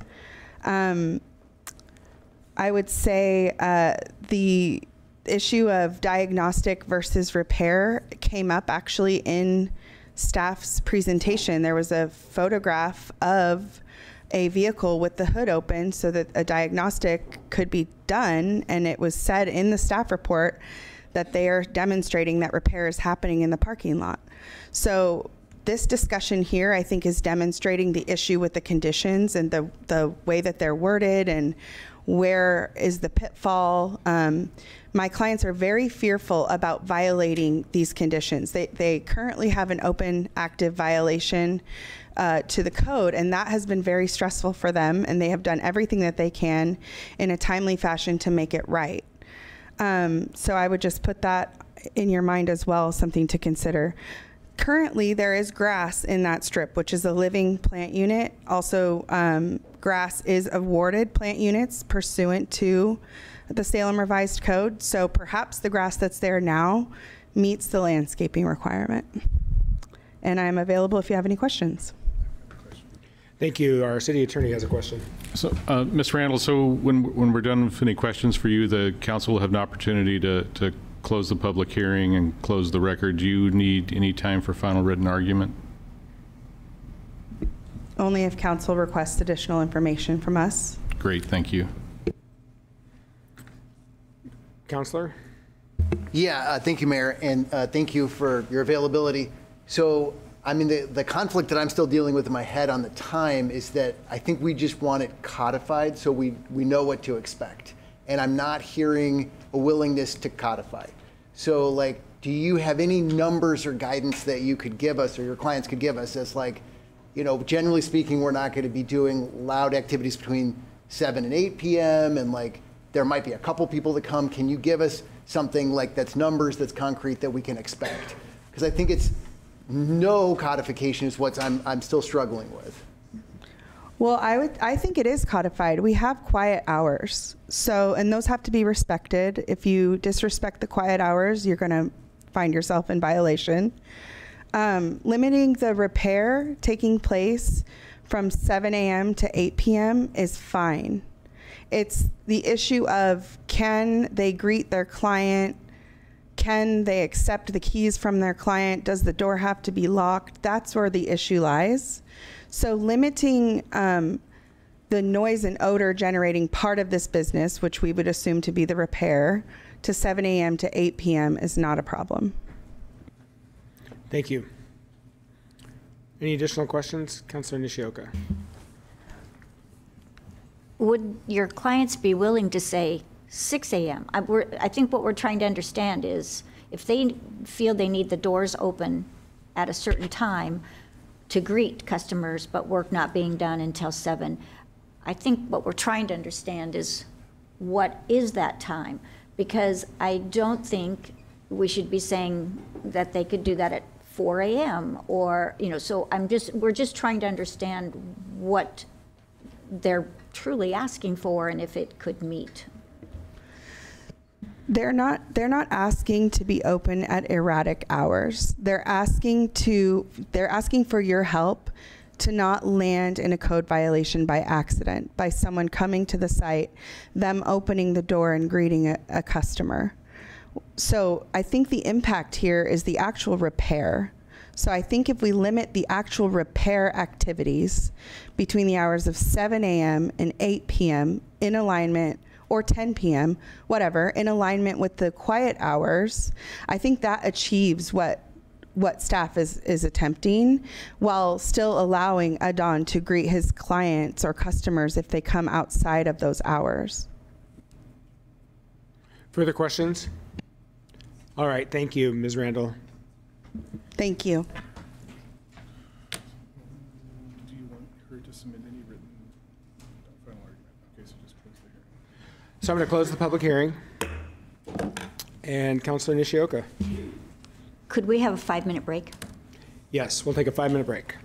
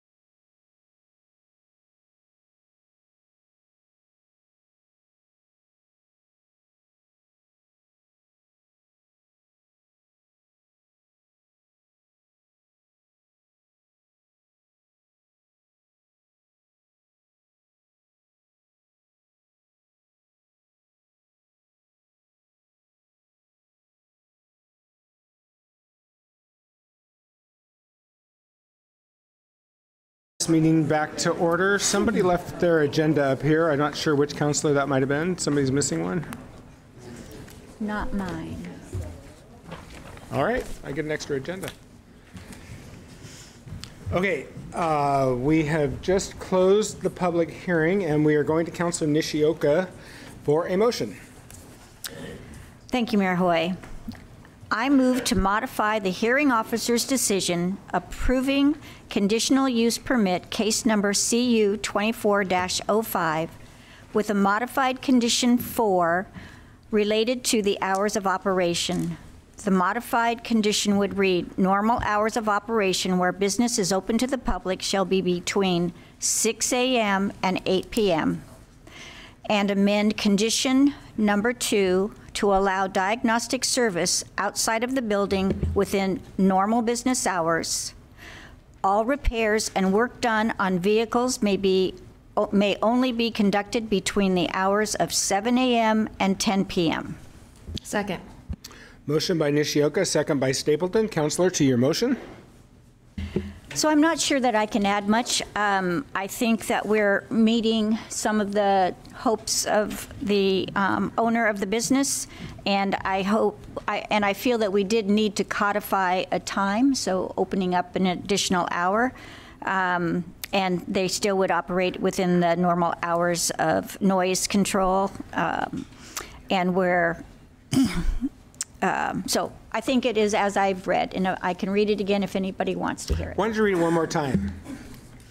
I move to modify the hearing officer's decision approving conditional use permit case number CU 24-05 with a modified condition 4 related to the hours of operation. The modified condition would read, normal hours of operation where the business is open to the public shall be between 6 a.m. and 8 p.m. And amend condition number 2 to allow diagnostic service outside of the building within the normal business hours. All repairs and work done on vehicles will only be conducted between the hours of 7 a.m. and 10 p.m. Thank you. Is there further discussion? Councillor Hoy. Thank you. I just think this is a great example of an overreach. The Our Salem plan changed this property. And I do believe that this business owner came into this property in good faith and simply wanted to operate his repair shop. I think that this family has obviously suffered, and I don't want to see that anymore. I think that if this is the best we can do, I'll have to vote in favor, but I wish we could do more. I wish we could do more to stay out of the way and allow business, small business to operate, because it's hard enough to follow everything that there is to follow and to know everything that there is to know and to feel like you're unsettled always because you just might get something wrong. And that's unfortunate. That's unfortunate for everyone. So thank you. And I wish this family the best. And I wish mostly for you to have peace and to not have to worry about these things. And I want to ask the city to promise to work directly with you on every aspect of this and not surprise you with violations, but to communicate clearly and to give you every bit of help that they can give to help you meet these criteria. So I appreciate your willingness to show up, your endurance for how long you have had to deal with this, and I'm sorry for that. I want better for you and the whole community, so thank you. Councilor Nordyke. Thank you so much. I was really heartbroken by hearing from the family tonight. And I feel that Councilor Nishioka's motion threads the needle. You see, we have to make sure that we are not creating exceptions for the business that makes it down here. We need to hold everyone to the same uniform standard, because that's what government is supposed to do, to treat everyone equally. The Our Salem process may not have been perfect, but it was transparent and bilingual. And there were opportunities for public engagement every step of the way. A real estate agent told this family something that wasn't true. And I am very sorry to hear that, but sometimes people do get taken advantage of, and persons who come to this country get taken advantage of every single day, all the time, in lots of different contexts, not just the real estate one. So it doesn't shock me, but it still bothers me deeply to hear that that happened. So like Councillor Hoy, I would like to see our staff do everything they can to support this family with the appropriate language, tools, resources, and translation as needed. I think it is very important, again, that we look at how we treat auto body shops as a whole, and not just those who were caught on the wrong side of misinformation from an agent. So I am supportive of the motion, but it still is a heartbreaking story, and it is a cautionary tale for a lot of immigrants who come to this country who have an unshakable work ethic, values of family, believing and following the law, trying to do the right thing and contribute to our economy. Never underestimate the work ethic of our immigrant population. So with all that in mind, I just want to say I appreciate the thoughtfulness. I think every councilor tonight engaged and our mayor engaged. I think everyone here wants to do right by this family, but also recognizes that we have a lot of rules that govern what we can and cannot do, and things we can and cannot change. So with all that in mind, I again just want to underscore, I hope our staff will do everything they can to support this business moving forward to the extent that they can. Thank you. Thank you, Councillor. Further discussion? Councillor Gwynn. I will support the motion. I recall, as you guys know, I watch many city council meetings, and our esteemed Tom Anderson is in the audience tonight, and he has many times said we have to compromise, and compromise doesn't mean that anyone necessarily walks away 100% happy, but it's common ground. So I will be supporting the motion. Thank you, Councillor. Further discussion? Will the recorder please call the roll? Councillor Phillips. Aye. Councillor Gwynn. Aye. Councillor Gonzalez absent. Councillor Hoy. Aye. Councillor Nordyke. Aye. Councillor Varney. Aye. Councillor Stapleton. Aye. Councillor Nishioka. Aye. Mayor Hoy. Aye. Motion passes. All right, on to item 4B, our next public hearing. The Salem City Council will now conduct a public hearing to receive testimony relating to proposed fees and charges for utility service rates for water, wastewater, and stormwater. The hearing will begin with the staff presentation, followed by other interested persons. Individuals testifying are limited to 3 minutes. Thank you. All right, and I see we have Mr. Brian Martin.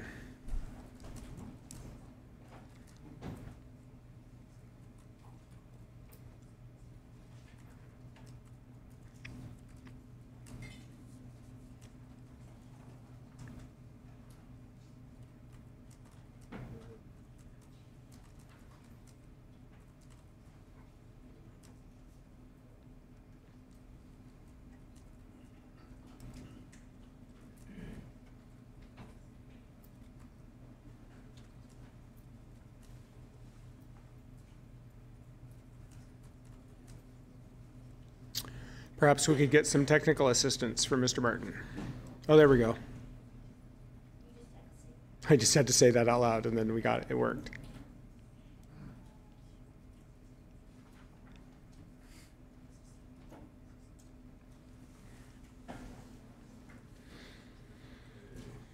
Microphone, please. Thank you, Mayor. Okay. Good evening, Mayor Hoy and City Councilors. I'm Brian Martin, the Public Works Director for Salem, and tonight we will be discussing Salem's utility. Before I start, I'd like the City Recorder to enter the staff report and this presentation into the record. Salem operates a large and complex utility providing water, wastewater, and stormwater services. To support the operation of this utility, the City of Salem prepares a rate proposal for City Council consideration every 2 years. We are appreciative that the Council has had a long-standing commitment to providing adequate funding for the city's water, wastewater, and stormwater systems to meet the growing and changing needs of our community and to comply with state and federal regulations. Because of this commitment, Council has adopted the rate increases necessary to operate and maintain these systems, complete important capital projects, and preserve the health and stability of the utility. Tonight, we're recommending the Salem City Council update our utility fees and charges for 2025 and 2026. Two other fees are collected on the city's utility bill, a streetlight fee and an operations fee. Neither of those fees are being considered for adjustment this evening. Both of those fees are set during the adoption of the annual fee schedule in June of each year. The rates under consideration this evening are for water, wastewater, and stormwater services that support the utility fund and are not related to the city's general fund.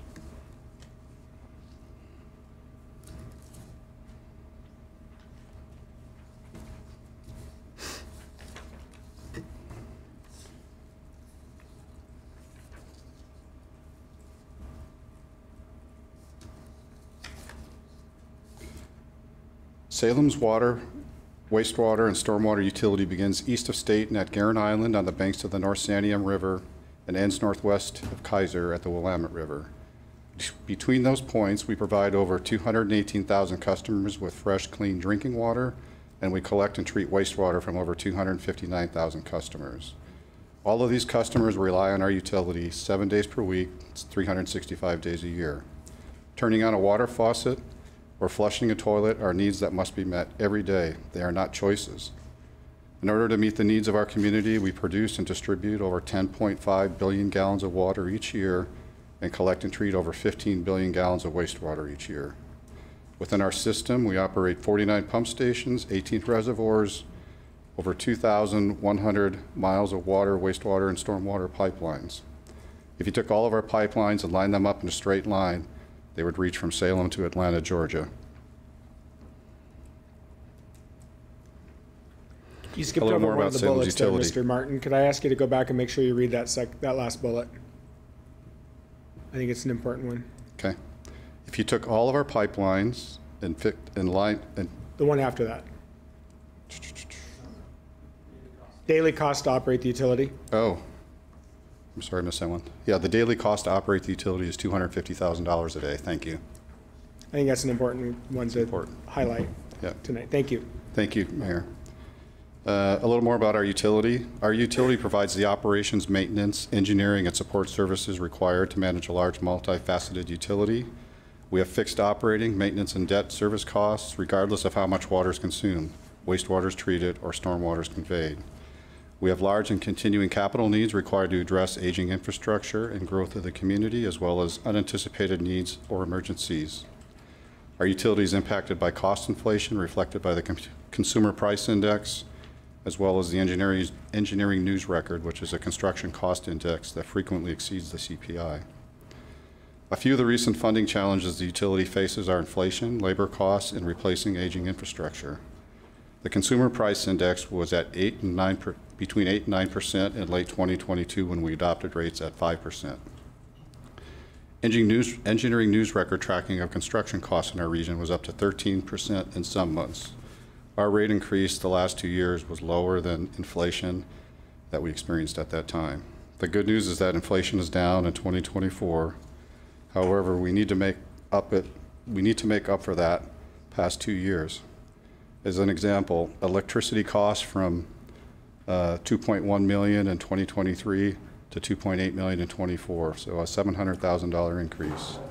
Chemical costs increased from $1.5 million in 2023 to $2 million in 2024.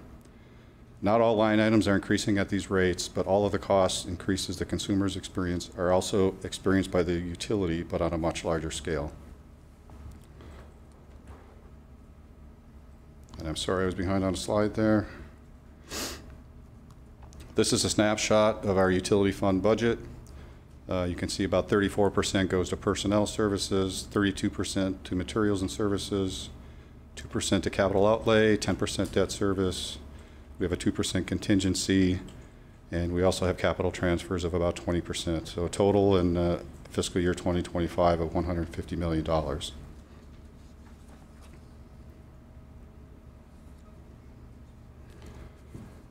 The Water Wastewater Task Force is convened every 2 years. It has 12 members. It includes Salem City Councilors, officials from Kaiser, Turner, Suburban East Salem Water District, and Marion County, and representatives from large utility customers, businesses, and the community at large. The task force considers policy changes and makes recommendations to the Public Works Director, who then forwards this recommendation on to City Council. For the past 20 years or more, the task force has been meeting every 2 years to review the utility financial plan, rate proposal, and other policy matters related to the financial operation and welfare of the utility. Rate adjustments are annual, but the rates are adopted every other year. We appreciate and continue to appreciate the knowledge and perspective shared by these members during the task force discussions, and we appreciate their service. We are aware of the funding challenges faced by the city, particularly in the general fund. Customers are experiencing rate increases from other utilities and basic living expenses. When we set rates, we're always balancing the needs to adequately fund the utility operations with the financial impact to our customers. For that reason, we always seek to find the smallest rate increase possible to invest in our aging and growing infrastructure, adequately fund operations, and maintain the financial health of the utility over the long term. In order to set rates, we follow standard practices so our rates are defensible. We use a cost of service model that evaluates the annual cost borne by the utility and assigns them to customer classes and locations so that customers are billed for the proportion of services that are provided to them. We also maintain cash reserves for emergencies and to maintain bond ratings so that we are in a good position to sell bonds if needed to fund large capital construction projects. Rate stability in the form of smooth revenue slope provides predictability for our customers. Rates should also be equitable in that they are based on the cost to actually serve the customers. During our work with the task force this past summer, we modeled over 11 different revenue slope projections between 3.5% and 5%. After careful consideration, the task force ultimately recommended increases of 4.5% in 2025 and 4.5% in 2026.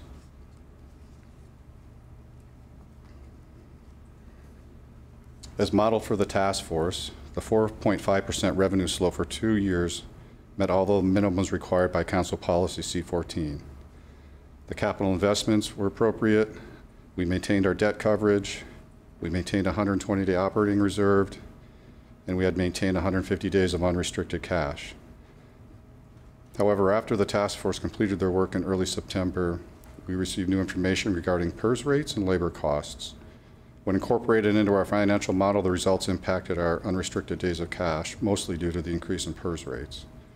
We've been reviewing options in our financial model to restore the 150 days of unrestricted cash balance, and it is manageable.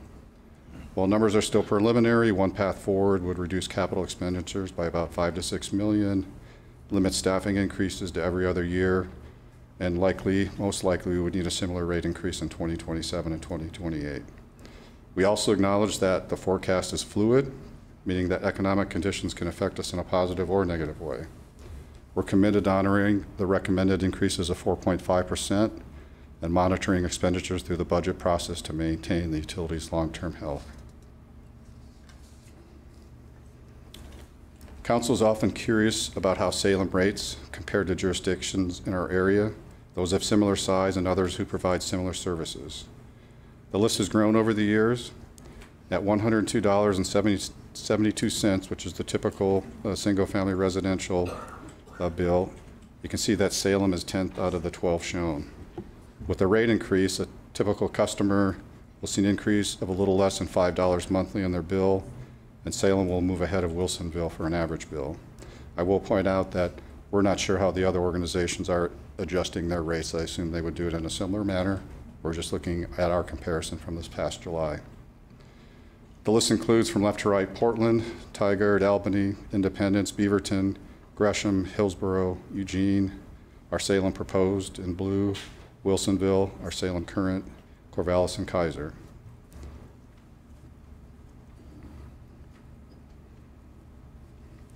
Also on tonight's agenda, under special orders of business in 5A is Report 24-437 for the Emergency Utility Assistance Program. This program has been around for many years and was originally funded with donations and eventually matched with rate money, utility rate money.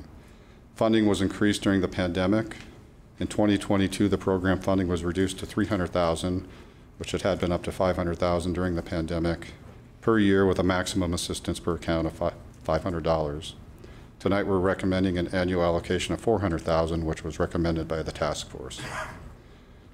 Resolution 2024-47 on the agenda extends the program for another 2 years with a maximum assistance per account per year to be set at $350 to help more customers in need.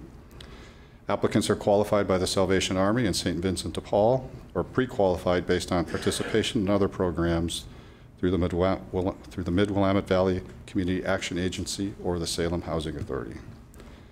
Many recipients on this list seek help when there's a temporary loss of income due to a job transition, illness with related medical bills, or other urgent needs. This program is separate from the Utility Rate Relief Program, which assists over 935 customers that are elderly or disabled, heads of households, and are at 60% of the Salem annual income.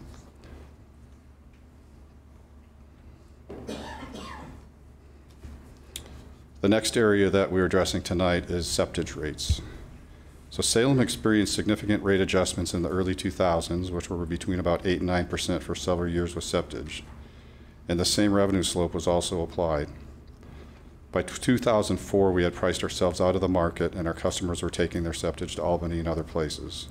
In 2007, we reduced the rate to 10 cents a gallon and customers returned.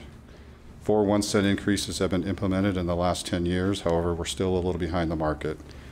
The staff force recommended, and we recommend tonight, a 1 cent increase to 15 cents in 2025 and 16 cents in 2026. Mr. Martin, I apologize for interrupting you, but could you just tell the audience what septage means? Yes, so septage is what you would find if you live in a rural area and you have a septic tank. The septage haulers come out and pump out your tank, and then they deliver them to Salem and dump it in our waste processing center down on Airway Drive by the airport. That can also be the honey buckets, so porta potties that are used at facilities.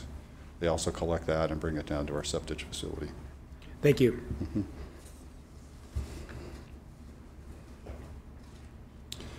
The next category tonight where we're proposing an increase is leachate.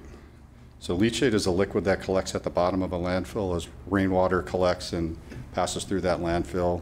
There are underdrain systems that collect that water, and it needs to be dealt with. And so we also accept leachate. We established actually the hauled waste fee for leachate back in 2012 at 3 cents per gallon. That remained unchanged until 2023 when it was increased to 3.5 cents and then to 4 cents in 2024. We are recommending an increase to 5 cents per gallon in 2025 and to 6 cents a gallon in 2026.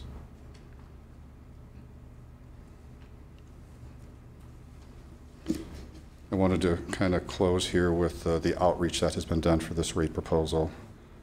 Public notice was provided by direct mail to 51,647 customer accounts in Salem. The postcard had a link to the website and provided information on how to provide testimony for the hearing this evening. Leachate and septic haulers were notified directly of the increases to their business type. And I believe all testimony through today has been attached or is included with your staff reports tonight.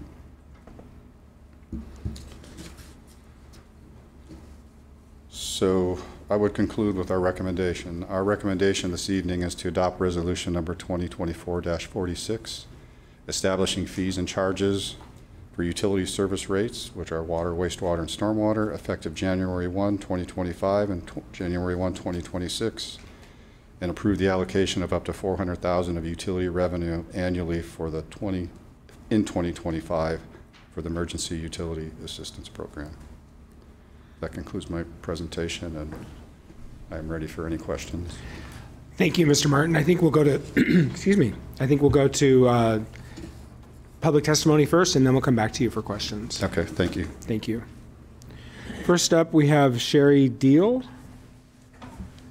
Come on up to the podium, introduce yourself, and I'm looking 3 minutes. My name is Sherry Deal. I own a triplex in the 700 block of Cottage Street Northeast.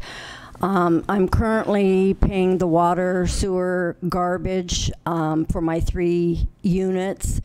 I have gone into the City of Salem Water Department and found 3 employees sitting there doing absolutely nothing. I do think that there can be a better situation, possibly having one person on a rotating basis that can go into these city offices for lunch breaks instead of having to hire and pay full-time benefits and everything for 3 people to sit there and do nothing. I am opposed to this rate. As everybody knows, people are hurting. I am trying to do the best I can for my tenants to not burden them any more than necessary, but when insurance goes up 10%, your water goes up 10%, they take the street lights out of what you used to pay city taxes for, and then they come up with a franchise fee on a monopoly. I don't understand that. And then on top of that is the operations fee, which, calling it a fee, we all know it's a tax. It gets to be too much. And so I see you want $400,000 for assistance. If I have to start charging my tenants sewer and water, they're going to be on this list to get more assistance. Like I said, I'm trying to do the best I can with these people, not to keep increasing their rates every year just because I can, because every utility has to raise their rates every year because they can. So I'm urging that maybe we get a reprieve from year to year. One year we pay the increase, maybe the next year we get a reprieve so we can get back on equal footing again. Thank you. Thank you. Next up we have Bill Randall.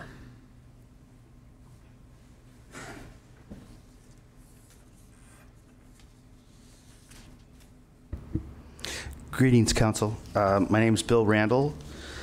I'm from Ward 3 at 260 Idlewood Drive Southeast.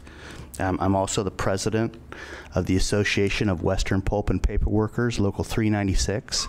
I represent 100 members here in the city of Salem on Madrona, right next to Gilgamesh.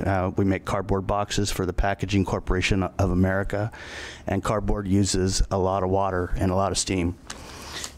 And my bill has been a point of contention since I started paying my water bill myself after moving out from my parents' house. And myself and the taxpayers of Salem are sick and tired of getting nickel and dimed. We really are. And I think the vote to rescind the Salem payroll tax represented that. When my kids see me with the water bill in hand, they go, "Oh, here comes Dad again." You know. So my bill for this month is $115 for me and my 2 kids. I pay a water volume of $21.14, a water base of $12.90, a wastewater volume of $19.43, a wastewater base of $18.38, stormwater impervious area $7.49, stormwater base of $13.22, a franchise fee of $4.63, a street light fee of $2.80, a city operation fee of $15.33, and it's ridiculous. This is the reason I voted to rescind the Salem payroll tax. This will be the reason that I vote no on any measure to raise money next year in the city. Thank you for your time. Thank you. All right, that concludes public testimony. We'll go back to Mr. Martin for questions. Do we have questions for staff? Councilor Phillips. Thank you, Mayor, and thank you, Brian. So when we, as the members of this task force, met earlier this year and approved the rate of the increase of 4.5% for this new year and then the next year, 2026, it was okay, but kind of just barely okay. Like we were in the yellow. Have costs increased or decreased since we, as a body, that makes advise this rate to this body? Have they gone up or down? And why have they gone in those directions? Yeah, we've seen the costs go up. We have a new labor contract now, which was a pretty minimal increase, but the PERS increases were actually pretty significant, and I had to comprehend that myself. And Josh explained it to me, and what looks like a PERS increase of 5 or 6% actually could be 31%, because you're really looking at the money that's taken out of people's paychecks to cover PERS, which the city has to pick up. So we were not ready for that. We had some fluff in there, not fluff, I would say. We were in the yellow to give us a little bit of contingency because we knew things change and things can change on an annual basis. But those actually increased more than we had expected or known. And just to thank you for that, just to restate, so we're a little closer to the red, but we're still in the yellow. Well, we actually dropped out of the 150-day forecast. We actually dropped quite a bit lower, especially with the PERS. So what we're looking at doing is holding the 4.5%, which is what the task force recommended, and looking at doing some capital decreases probably in the first 2 years. And we had always planned for some growth in the utility every year. We kind of assumed it would be 1% because the utility's growing. It's growing probably larger than 1% a year, just with all the new pipelines and systems that are coming in as you see development occur. So in order to offset and get the days back up above 150, which is still red but manageable, we're looking at making a few of those changes here in the upcoming couple of years. Thank you for that. Would it be correct to say we are like temporarily in the red or close to the red, but we have a plan to, like, we're going to cut some stuff to make it, to get us back into the yellow? Yes. Okay. Yes. All right. I mean, I advocated for 5% for the next 2 years, knowing that would be, super unpopular. But like, there's no one else to make the water available to our community. We're it. And if we don't have, the money, like, we have to cut significant projects and defer maintenance that piles up after time. So I'm nervous with this rate. Like, just as a community member who, drinks our very safe water, like, I'm afraid that, I think our permanent rate is probably going to have to be 4% moving forward, or 4.5% at least. So there are trade-offs to having only a 4.5% increase this year.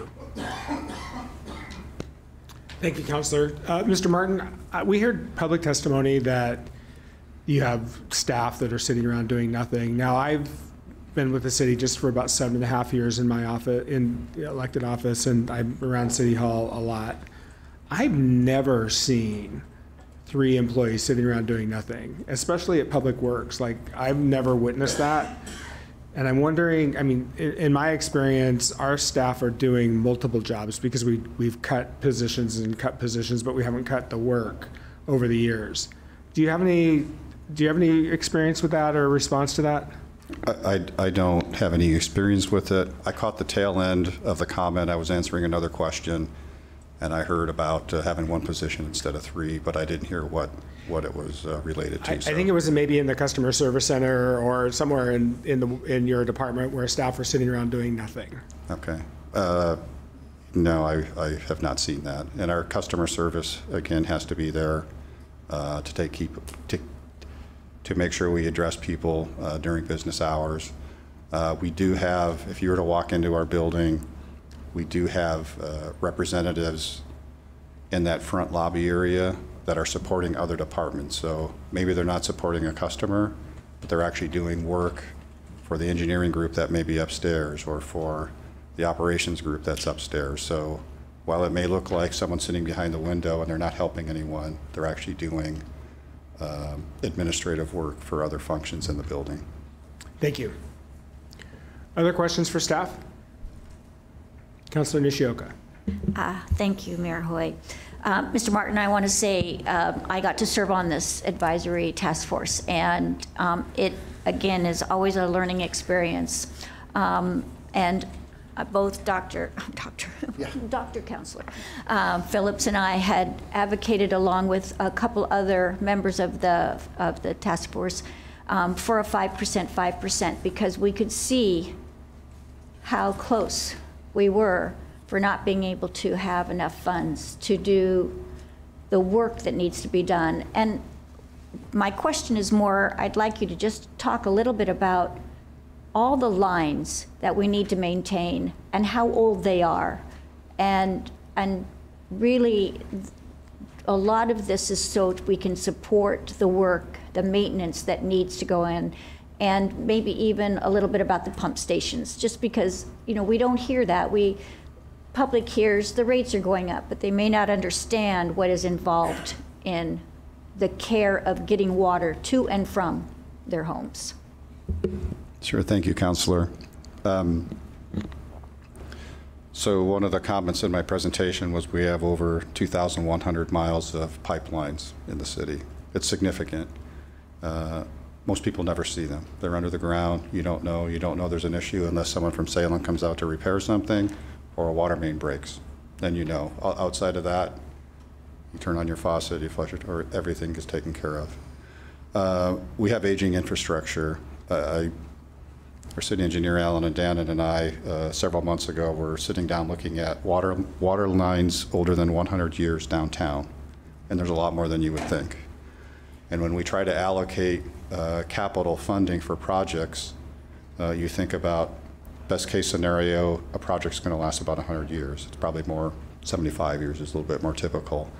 So if you have to plan on replacing every facility in the city one time every 100 years, you need at least 1% of funding, or not 1%. You got to replace 1% of that cost, that asset cost, which we estimate about $30 million a year, in order to continue to upgrade facilities, so we don't have major leaks or water contamination or sewer overflows, all those things that can happen. I've talked with the council through some of our tours up at Guerin Island. There's an old dam, and the water as it gets to our intake is starting to be impacted by gravel bars, and there are needs for improvements up there that are significant. We tried to get a federal grant to help offset those costs. We were not successful. We're going to try again. Our transmission mains that bring our water from Guerin Island, one of them was built in 1936. I mean, we're talking almost 90 years old there, and another one in 1954. So we have aging infrastructure that needs to be taken care of. We can't run systems to failure, because then we can't provide water. So I think we all witnessed what happened back in 2018 when we had the algotoxin. That was something emerging, something new that was coming. We ended up spending about $60 million for an ozone treatment plant. So that's a new plant. That's not replacing any old aging infrastructure. That's something in addition that we had to put in. So we have to look at all those things across our city and try to make sure that we do a good job to protect the utilities' health, because when you don't have drinking water, you really have a problem, not just for all of us citizens, but for business and industry and people that rely on that water to, run their business. Councilor Stapleton. Thank you. Do we still have any clay pipes? I'm sure we do, but I'm going to look for a head shake. Yes, we do. Yeah, okay. I always find that fascinating. Yes, the old clay pipes are known for being short segments with a lot of joints and a lot of leaking. Yeah. I know that being a city councilor, there's a lot of privileges, because we get to go up and, see from the dams all the way through the whole process, and then go to our wastewater treatment center and see how it happens there. And we understand the scope and the gravity of what we're talking about here. And so I understand that that's a privilege that we have. I'm going to take the opportunity, because this is going to be the last time I get to talk to you in public about our programs. And there is one part of this, and we're just going to totally divert to another topic or conversation here. I know that we have programs that help folks who are the heads of household that have a disability. And I strongly advise in future years that we really take a look at having the disability be standalone and not make it the head of household. Because I know that there are families who have children with disabilities that severely impact their ability to work full-time, to be out of the house, and that disability is really restrictive to that family's ability to really thrive. And I would love to make these programs available to families who are struggling through that situation and not just the head of household. So I know we've talked about that before, but I'm just going to take this moment since I have the microphone and say that again out loud. Would love to see that in future years become part of our policy. Okay. Thank you. Yeah. One thing we will be doing the next cycle is updating our whole cost of service analysis model. As I shared with the task force members this year, it was an off year for updating that model. This was more of a pop the hood and do an inspection and maybe make a few minor tweaks. In 2 years, we're going to be pulling that engine out and looking to see if we need to rebuild anything, and that would be an opportunity then to look into that as well. Further questions for staff? Councillor Nordyke. Thank you. I wanted to touch a little bit on the notion of, having staff who are busy or not busy. And from my very limited understanding of public works, my understanding of public works is limited to really what my constituents tell me, which is when a water main breaks, you want staff available that minute. Do you have staff 24/7, and is part of the reason of having that staffing level intended to ensure that if, and should I say when, clay pipes and other 90-year-old pipes eventually fail, that you have the staffing you need to ensure that entire blocks are not disrupted for days at a time? Yes. So we do have the staff we need, but they are not sitting around waiting for a pipe to break. They are doing their regular jobs, which may be replacing pipes, cleaning manholes. If a pipe breaks, they get pulled off their normal maintenance jobs to help go fix whatever it is that breaks. We also have people that are on standby in the evening hours in case something happens, so they are not working, but if they get the phone call at 1 a.m. in the morning that a water main has broken, we can call them and they can get out there quickly to respond to it. So generally speaking, we don't have people sitting around waiting for the phone call. They are actually doing other jobs, but they're there to support those calls when needed. Great, thank you. And if I may just follow up briefly, an example comes to mind for me too, the impact on our business community if we understaffed your department. I visited my mother recently. She does not live in Salem. She lives in a neighboring town. And she had a water main issue that not only impacted water in her apartment complex, but blocks and blocks of businesses. And our whole goal was to go out and celebrate my sister's birthday that night. So when we left my mom's home and tried to walk to one of our favorite eateries, entire blocks of restaurants were losing business on a Saturday night.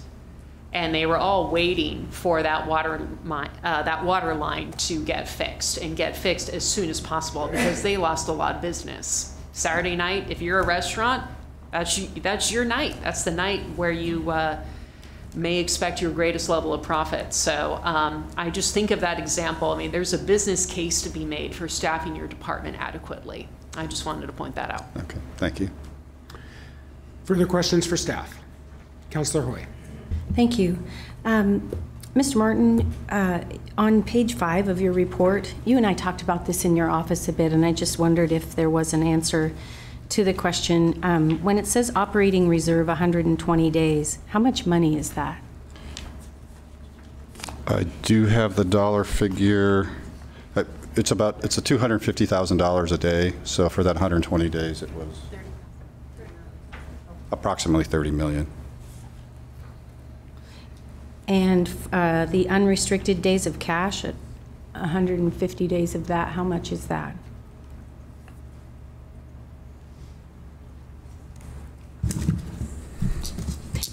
And if you, I don't want to put you on the spot here, I may have that in this packet. Okay, thank you. I just couldn't find it in the report.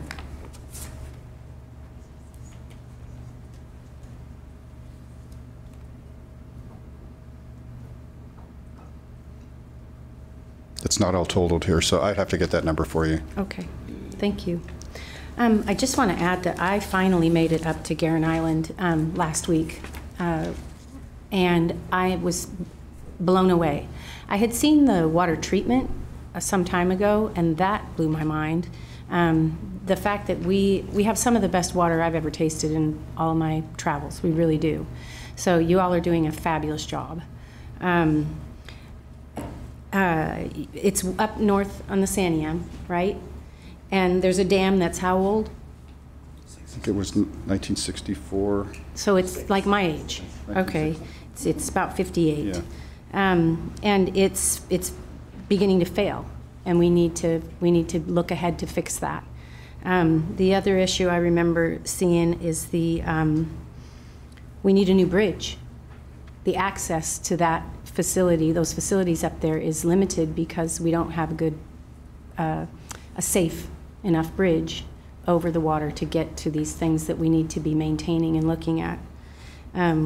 We also have the repairs that were mentioned to the 88 plus years pipes that bring that water for 2,000 miles, or what is it, 2,000 feet? Well, the 2,100 miles is total in our system, Total but from Guerin Island, it's probably 20 miles, 25 miles, just that one pipe 25 miles alone. of pipes to get the water from where we get it to our homes. And that's a lot of pipe. And some of it is failing. You all told me it's proven that some of those pipes are leaking, and it's not. Eventually, we're going to have more problems. So we need to be looking ahead at that. I think that's all I have right now. I just want to say thank you again for the tour and the education. I wish that, is there any reason why we have to ask for this money now? Is it a certain time of year that you're supposed to come before council and make this ask? Yeah, we do rate adjustments every 2 years. And if you fall off track and you don't, so when we model pretty firm for the first 2 years, and we look out 6 years, 3 cycles. But if you fall behind after that 2 years, then it's harder to make it up. And so if we were to wait and not look for this increase now, we'd have to ask for more than 4.5% by waiting, because our costs will continue to rise, from January 1 through until whenever we would make that rate change. And so we would fall behind in what the differential is in the cost increases to operate the system. Okay, thank you. Sure. Further questions for staff? All right, thank you, Mr. Martin. I'm going to close the public hearing. Councilor Nishioka, do you have a motion? Thank you, Mayor Hoy. I move to adopt resolution number 2024-46, establishing fees and charges for utility service rates, water, wastewater, and stormwater, effective January 1, 2025 and January 1, 2026, and approve the allocation of up to $400,000 of utility revenue annually for 2025 for the Emergency Utility Assistance Program. Second. Motion by Nishioka, second by Stapleton. Councilor, to your motion? I don't have anything to add. Okay. I would just like to say one of the thoughts that, this is never an easy thing to do. Nobody wants to raise these rates. We all pay these rates. But the one comment I hear from the public over and over and over again in all of my years in government is that government needs to run like a business. This is the one part of our government that runs like a business. We can actually control the revenue by controlling what we charge. For a lot of the things that we do, we don't get to control a lot of things. Mr. Martin mentioned the PERS rate. We don't control the PERS rate. The state says, this is what you're going to pay. We don't control that.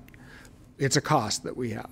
So we have to, these rates are determined by actually calculating the cost of providing the service. That's a critical service. And so this is, for those who think we ought to run like a business, this is the portion of city government that runs like a business.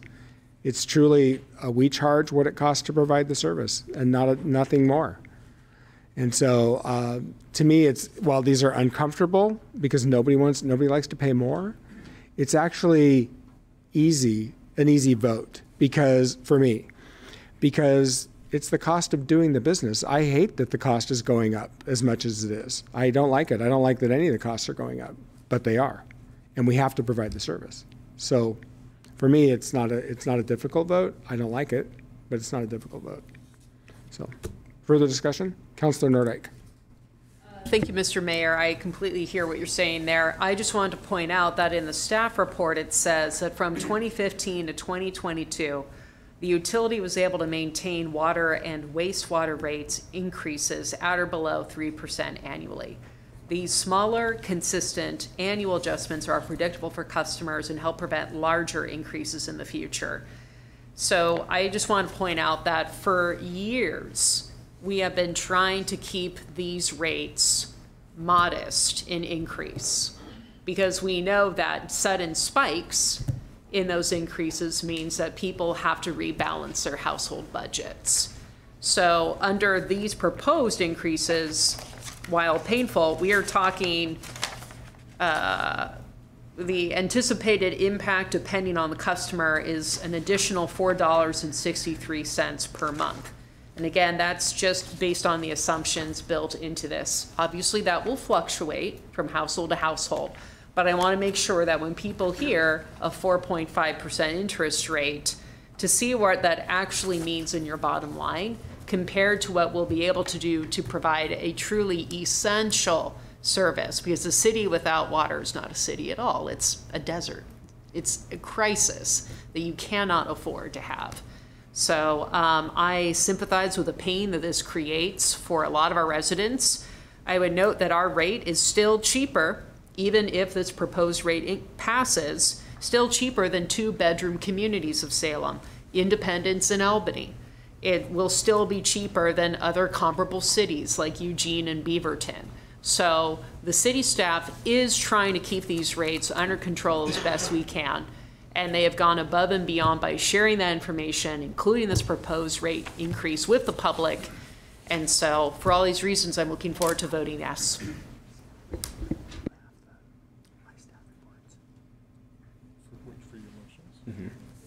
Sorry about that. Is there further discussion? Councillor Hoy. Thank you. I think it's important for me to say that I believe in what we need. I believe that we need this. I think the timing of the ask is unfortunate. When trust from the community is at an all-time low, survey results overwhelmingly said no to an ask for more money. Shemeketa's ask for funding failed. Measure 118 failed. And tonight the mayor's bringing forth a motion to increase the city manager's pay by $20,000 a year. Because all people deserve representation, I will be voting no. Not that I don't recognize the need, but if we could wait until trust is greater, I think it would be better for the community to understand why we do the things we do when we do them. So, thank you. Is there further discussion? Councillor Phillips. Yeah, I plan to vote yes for the motion, but it makes me nervous because I think that in the way in which we're not communicating clearly to the public right now is that we are not being clear to you that 4.5% is not enough. Like, we are going in the wrong direction, and we will not be able to, as robustly guarantee disruptions in services and the ability to make up for any big projects that come down the pipeline, literally. Didn't mean to use that turn of phrase. So, I mean, this is like a big deal. Costs have gone up. Like, this is a public, utility, as opposed to some of the kind of combo things like Northwest Natural Gas and the electrical company. They've had rate increases of like 13, 15, 18% per year. So, I mean, 4.5 is kind of a low ball. We're going to maybe barely be okay, but in my mind, it should probably be at least 5%. And the reason why I'm nervous at 4.5 is because there's a possibility that in 2 years from now, which is when we always do it at this time of year, it'll be like 6 or 7%. Because we did lock those costs at only an increase of 3% or less all the way through the pandemic, and we've never gotten made whole from the increased costs that have happened to the utilities in terms of inflation and other issues. So, I mean, it makes me nervous to approve this as is, because we're going to go below our thresholds. And $30 million of cash on hand might seem like a lot of money, but when you look at replacing this 54-inch pipe and the 36-inch pipe that gets water from Garrett Island down to here, those are huge projects. So, I mean, this is barely okay. We have to do it. I'm going to vote yes. Is there further discussion? Councilor Varney.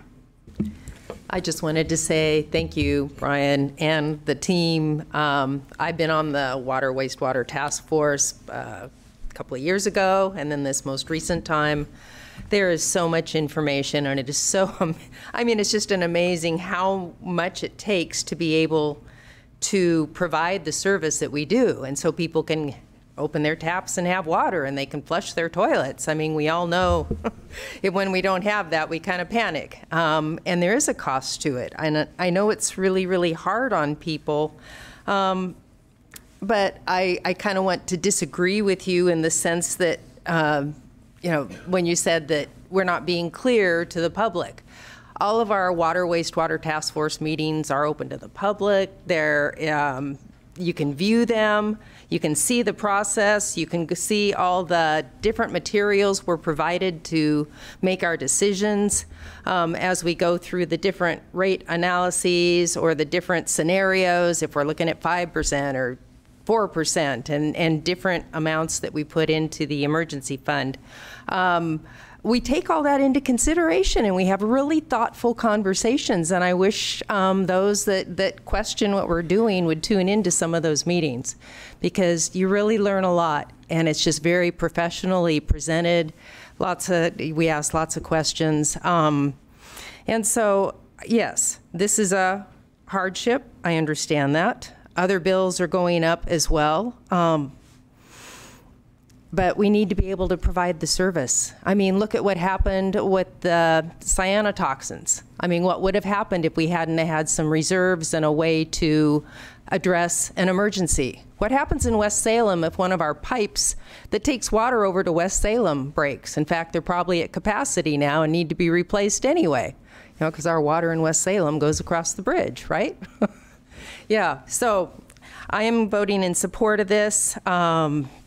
I just wanted to say thanks for all the work that you do to explain it. Thank you, Councilor. If I could share, our team that's sitting behind me did all the heavy lifting and the great work. Alicia Blaylock and Myrla, and Deb Gallardi's our consultant who goes through all the numbers with the model.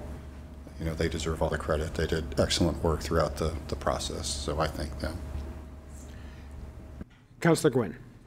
So I just wanted to say, I also was on the Water Wastewater Task Force, and Brian, I think you guys did a great job in explaining the whys and the hows we get to. And Councilor Phillips, I think you were the chair, and he really did push hard for a higher rate increase. And I will say that we had a Marion County Commissioner, we had representatives from Kaiser and Turner and East Suburban Water District, community members, and like I talked about earlier about compromise, it's not really where anyone wanted to be, but I think it's where we need to be for now. So for that reason, I will support the motion. Further discussion? Will the recorder please call the roll? Councillor Gwynn. Aye. Councillor Gonzalez absent. Councillor Hoy. Nay. Councillor Nordyke. Aye. Councillor Varney. Aye. Councillor Stapleton. Aye. Councillor Nishioka. Aye. Councillor Phillips. Aye. Mayor Hoy. Aye. Motion passes. All right, on to special orders of business. Item 5A. Brian, is that you again? Yes, that is us again. I really don't have much to add. 5A, all it does is extend the program through 2025, and it sets the allocation at $350 per year per account. The public hearing motion approved the $400,000 for the program. This is just a technicality to set the limit at $350 and extend it another year. Thank you. Councillor Nishioka, do you have a motion? Yes, I do. Thank you, Mayor Hoy. I move to adopt Resolution 2024-47, restating the terms of the Emergency Utility Assistance Program, extending the program to December 31, 2026. Second. Motion by Nishioka, second by Phillips. Counselor, to your motion. Yes, thank you. I will just add that this was also something that we had discussed at length with the other members, and we had been looking at trying to, there was some discussion with having it raised to 500,000 and that 500 being the limit, but again, we compromised and felt that 400 would be sufficient for the next 2 years and 350 at the highest amount per account or individual. And again, I just want to state that this was a compromise within the discussion of our task force, so that we recognize that we also were trying to make sure that it wasn't overreaching. Thank you. Further discussion? Will the recorder please call the roll? Councillor Gonzalez absent. Councillor Hoy. Aye. Councillor Nordyke. Aye. Councillor Varney. Aye. Councillor Stapleton. Aye. Councillor Nishioka. Aye. Councillor Phillips. Aye. Councillor Gwynn. Aye. Mayor Hoy. Aye. Motion passes. All right, on to item 5B. Looks like Mr. Zink is going to join us.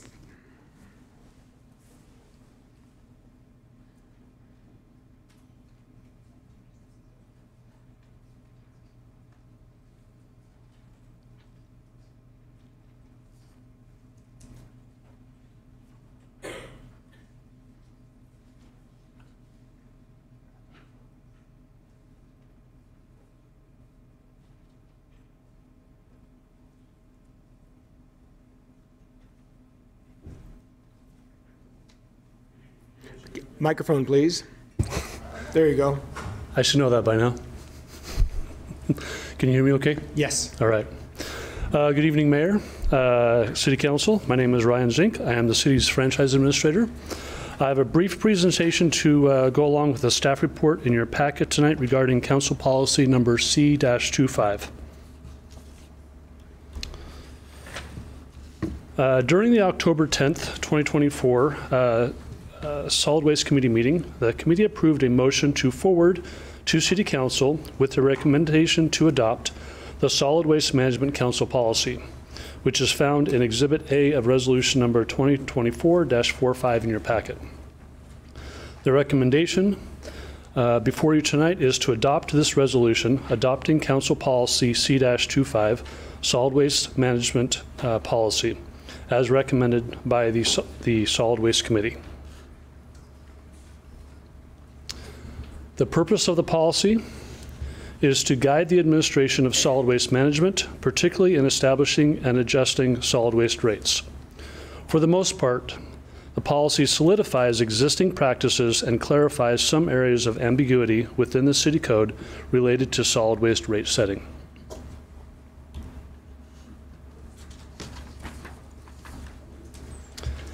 As proposed, this policy determines the basis for calculating rates, which is on a cost of service basis. In other words, to the extent possible, established rates for each service will be directly tied to the cost of providing that service. The policy defines which business expenses are allowable and which are unallowable, giving providers clear guidance when requesting rate adjustments.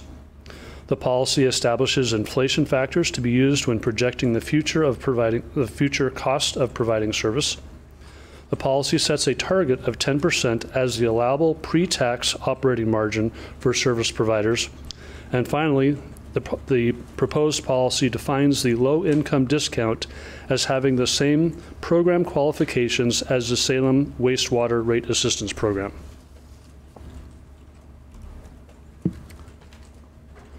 While the elements on the previous slides set the foundation for the Solid Waste Council policy, it also leaves the door open for future updates.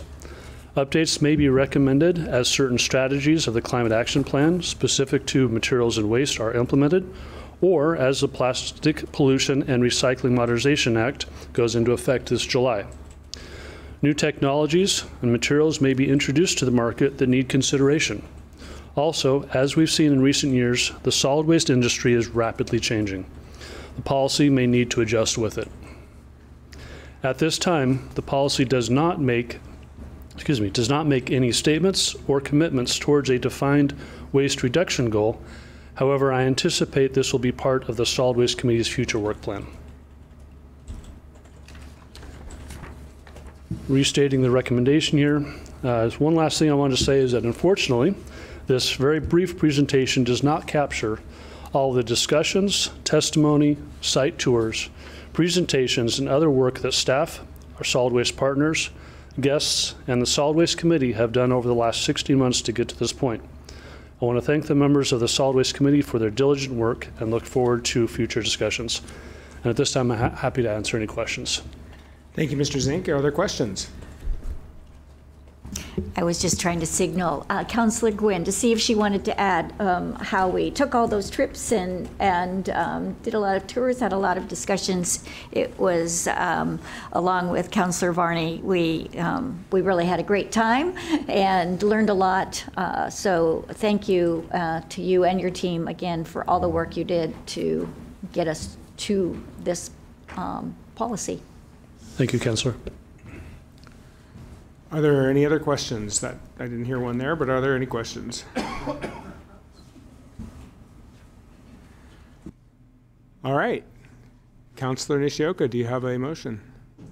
Yes, I do. I move to adopt resolution number 2024-45 to adopt Council Policy C25, Solid Waste Management, as recommended by the Solid Waste Committee. I'll second. Motion by Nishioka, second by Stapleton. Councillor, to your motion.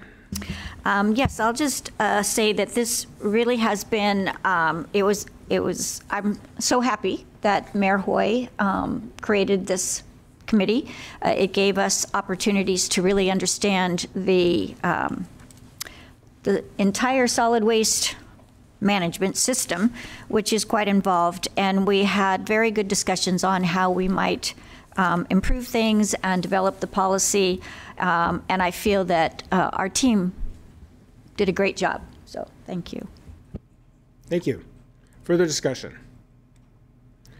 Will the recorder please call the roll? Councillor Hoy. Aye. Councillor Nordijk. Aye. Councillor Varney. Aye. Councillor Stapleton. Aye. Councillor Nishioka. Aye. Councillor Phillips. Aye. Councillor Gwynn. Aye.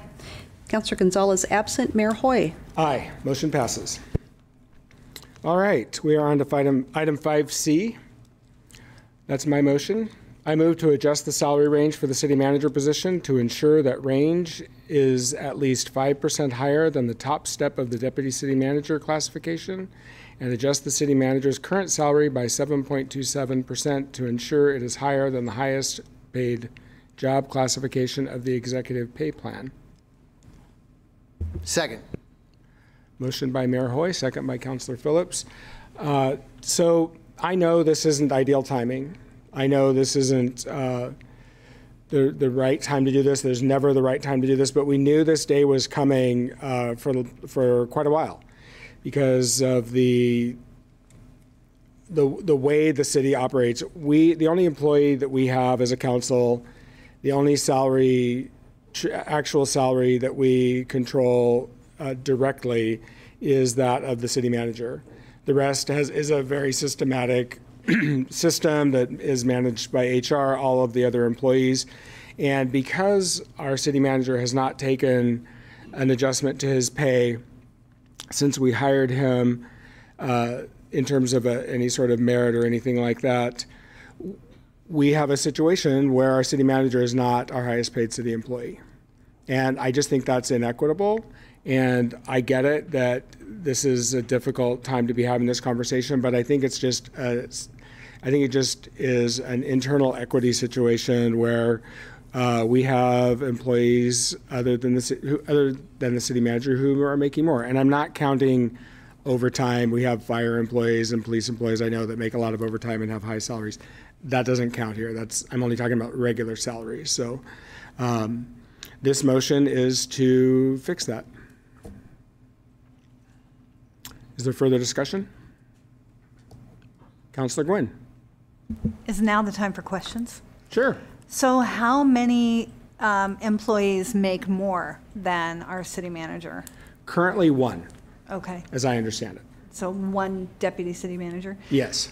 And if And we I do were, have somebody here from HR just in case there's something that's a little more technical. That's about the limit of my knowledge right there. and mine as well. But if memory serves me correctly, did management staff not take, like the upper echelon of our management, not take a COLA last year? Is that right, or did they? I believe it's that the answer to your question is yes, but I want to defer to staff so we're sure that we have the technically correct answer and not my recollection. Good evening. Michelle Bennett, Assistant HR Director. That is correct. The executive leadership team did not take a COLA this year. That's the increase that you're talking about is a COLA. But members of the executive team are still subject to step increases. If there is room in their pay plan still. Yes, that is correct. So pay was adjusted even though they didn't take that COLA? For some. For some? Yes. Yes, thank you. I'm sorry, so how was that determined then? Like, is it automatic? I just don't know how it works. I'll defer to Ms. Bennett. Is it merit-based for the other staff, or is it? Our step increases for all staff are based on years of service. So if you make your annual review date and you have a great performance review, you get a step increase. So it's annually until you reach the maximum pay plan, which for the executive leadership team is 13 steps.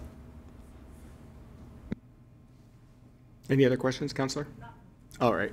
All right. Other questions? Councillor Nishioka. Yes, I would just like to note that Mr. Staley did not take his merit increase either last year or at the last review. He did not take the COLA, and he did not take that merit that was offered. I just wanted to make sure that that was accurate. Are there any other discussion? Councillor Nordyke. Sure, a couple of other facts just to inform the conversation. Not only has he not taken every possible increase, but we also got him at his starting rate that was below the range. So he started with a pay that was below what we could have paid him. So I think that's also worth taking into account. Another thing, this is a practice that other organizations can follow. When you have a sizable increase in your budget and or staffing, increasing the compensation for your top executive is not unusual. We just voted to approve another 60 FTEs, the EMS services department. That is a noticeable increase in budget and staffing, and ultimately responsibility that is still answerable to one city employee, with, all due respect to our fire chief, of course. So I think that that's worth taking into consideration. He has foregone pay increases. He didn't start at the top when he could have, and I think those things matter to me. I don't think you're ever going to get a lot of public testimony signing up for this sort of agenda item. You will get people to sign up to testify for fair pay for a lot of our staff, our unionized employees, our police, our fire, our library staff. They all have their supporters who will come and tell you all the reasons why, if we want to stay competitive and not lose these folks, that you pay them appropriately. There's no comparable fan club for city managers. I think that's a fair statement, Councillor. Right? Yeah.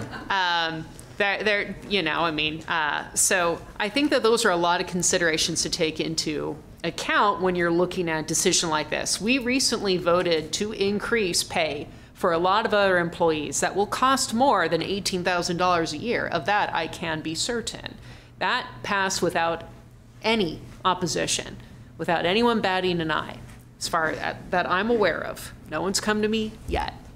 So I just want to take that into account. It is important, in my view, that you compensate folks who are working extremely hard. In my view, our city manager works extremely hard. I call him at all hours of the day and I vent to that poor gentleman. That alone is worth hazard pay. That's worth $18,000 in pain and suffering, right? I'm being a little tongue-in-cheek, but he has never been unavailable to me, and he has an extremely tough job, and it's only going to get tougher. So, thank you, Councilor. Ms. Bennett, I would like to highlight something that's in the staff report, but I just want to make sure that everybody saw it. I'm not proposing a 10% increase, which is what isn't. I believe that's what a standard separation would be between classifications. Is that correct? Yes, the city in 2022 adopted a philosophy that managers, supervisors, directors, assistant directors, etc., have a 10% compression spread between those that they manage. And so that is correct. 10% would be our standard practice. You are recommending a 5%. Yeah. When I conferred with staff about this, their response to me was, well, 10% is what we do. And I said, that's great. I can't sell 10%. I can't go there at this point. 5% is reasonable, but I just wanted to highlight that, because if we were just implementing our policy that we have in place for all other, 1,300 employees, that's what it would be. So, Councilor Stapleton. Thank you, and thanks for pointing that out. I know Keith is worth that 10%.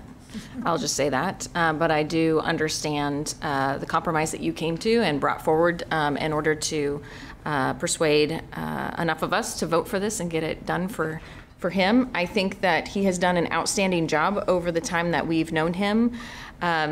Just so everybody knows, I know we're kind of skipping over that to the pay part, but he is a humble person who is honest and open and direct with us and provides outstanding service to this council. And when I say he is humble, when he makes mistakes, he acknowledges that to us. He is somebody who owns it and tries to do better.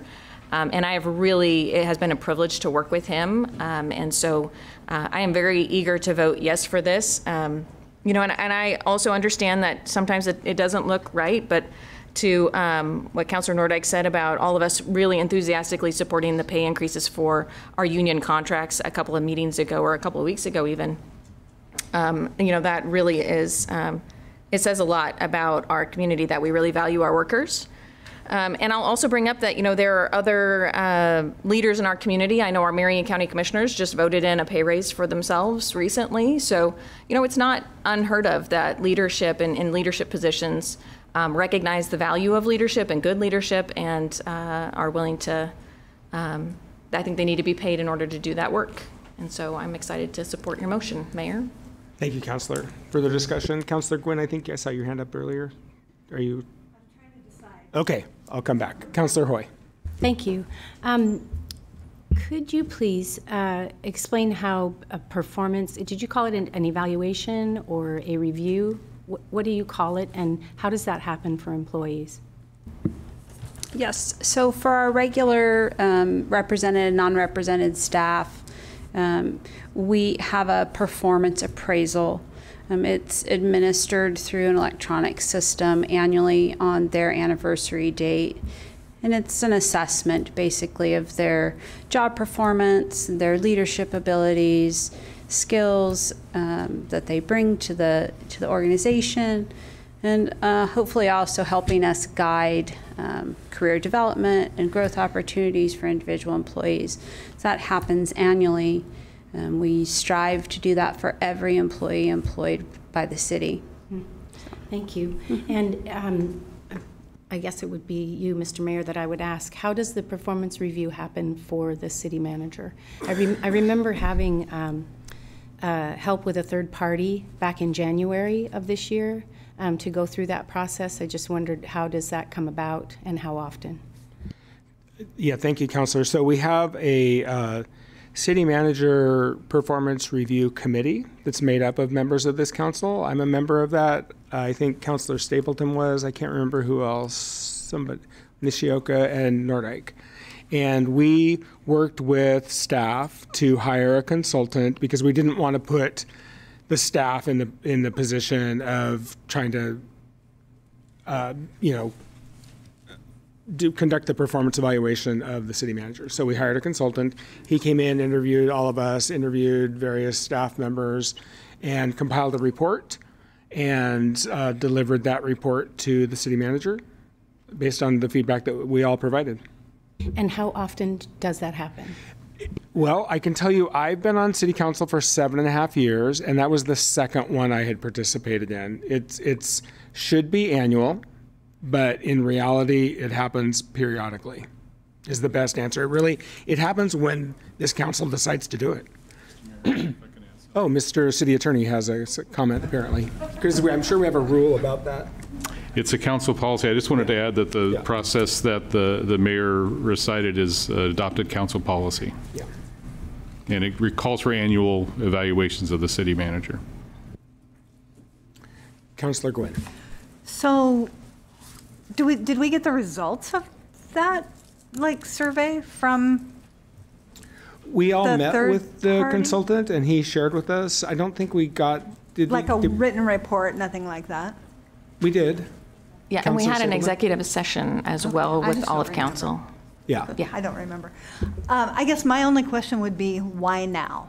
So, why on November 12th of 2024, why now? Why now? It's something that's been on my to-do list, and I'm running out of meetings. That's the plain truth. Councilor Phillips. Yeah, thank you, Mayor. I want to be on the record. I support the motion. I think that this is important. I appreciate the history, the added history and context that it's a 5% separation between the deputy city manager instead of a 10. I think that that's, building towards that compromise. But this is kind of unusual to have a deputy city manager making more than the city manager. And if we're not there yet, we're about to be there. We are there. So, so I think that's kind of the impetus for the timing, is that we now have a deputy city manager making more than the city manager.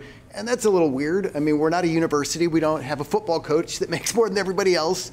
I'm in support of this. I think that, in terms of orders of magnitude, this is 1/1000th of the budgetary issue. So the amount of money that we're missing this year is like 18 million, and this is 18,000 per year. It still puts, City Manager Keith Staley's pay at, 7% less than what Eugene makes. And they're nearly identical to our size and complexity. So I think that this is very appropriate. I think that what I learned by the recruiting process of getting Keith to come work for us, thank goodness, was that we were not competitive. We did not have an appropriate pay scale to really recruit anyone besides Keith.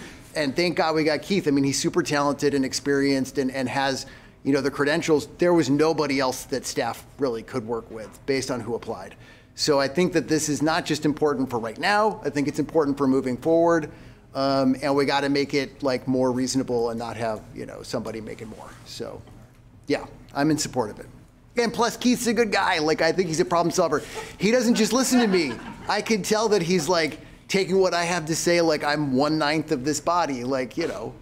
I respect that. He's got to take all of our input in and, go with the 5 votes that then sets policy. It's not just about any one of us.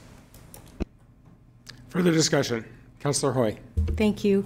You mentioned it's 1/1000th of, was it our budget? What did you say? 1/1000th of the shortfall. Of the shortfall. But it's 100% of the problem. That we're making decisions and bringing things forward without consideration of what the people are saying. And I would feel better about passing a motion like this after a January performance review. It just seems odd to come suddenly with this ask and not have some kind of check-in with where we're at with the city manager. And as far as the person who's making more, I don't know who that is, but I have tremendous respect for that person, and because they've probably been doing this for a very long time. So it may be earned. Councilor Verney. Thank you, and thank you, Councilor Hoy, for bringing up those points. I agree with you. First of all, I can understand needing to provide the minimum 5% buffer. However, the other reason that the city manager's salary has to exceed the current salary of the deputy city manager, I question a little bit, because I believe our deputy city manager has been with us for 24 years, and I believe that needs to be recognized. In terms of timing, this is just really bad timing with our budget deficit. I would like to wait until after the performance and efficiency audit in the city manager's office is done, so that we can have a better idea of how it's operating. So for a number of reasons, I will not be supporting this evening. It's not because I don't think, you know, our city manager he does a great job. I mean, he's fantastic, and I appreciate him coming and accepting a lower market salary, but it's just the timing and the optics are just not good right now. Further discussion? Councilor Phillips. Just a point of clarity, I meant no disrespect to our deputy city manager. I have complimented that person on multiple occasions for the 3 or 4 titles that they hold, but I still feel strongly about the position I was trying to advocate for. So there's no insult intended to anyone. I don't appreciate the insinuation that that's out there, so that seemed kind of lame. Further discussion? Will the recorder please call the roll? Councilor Nordyke. Councilor Varney. Nay. Councilor Stapleton. Aye. Councilor Nishioka. Aye. Councilor Phillips. Aye. Councilor Gwynn. Nay. Councilor Gonzalez absent. Councilor Hoy. Nay. Mayor Hoy. Aye. Motion passes. All right. On to item 5D. I move that the City Council publicly censure Councilors Julie Hoy and Deanna Gwynn for their failure to recuse themselves under Section 62 of the Salem Charter during a land use public hearing that occurred on October 14th, 2024. Second. Motion by Mayor Hoy, second by Councilor Phillips. It brings me no pleasure whatsoever to bring this motion. It is not something I want to do. I feel a duty to bring this motion. I have taken an oath. I took my first oath of office in 1988, and I've taken many since that time. And I've always worked hard to uphold that oath. And I feel that part of my oath as mayor requires me to bring this motion forward. I want to read to you from our city charter. The preamble states, "We, the people of Salem, Oregon, in order to avail ourselves of self-determination in municipal affairs to the fullest extent now and or hereafter possible under the constructions and laws of the United States and the state of Oregon, through this charter confer upon the city the following powers." And I'm just going to read parts of this. I'm going to skip down now to Section 62, Ethical Standards for Decision Making. In order to ensure public confidence in the impartiality of elected or appointed city officials, the following ethical standards or decision-making are hereby adopted. Any elected or appointed city official who participates as a decision-maker in any decision that is made at a public hearing and that is reasonably likely to result in pecuniary benefit to any person or entity must disclose any and all of the following if applicable.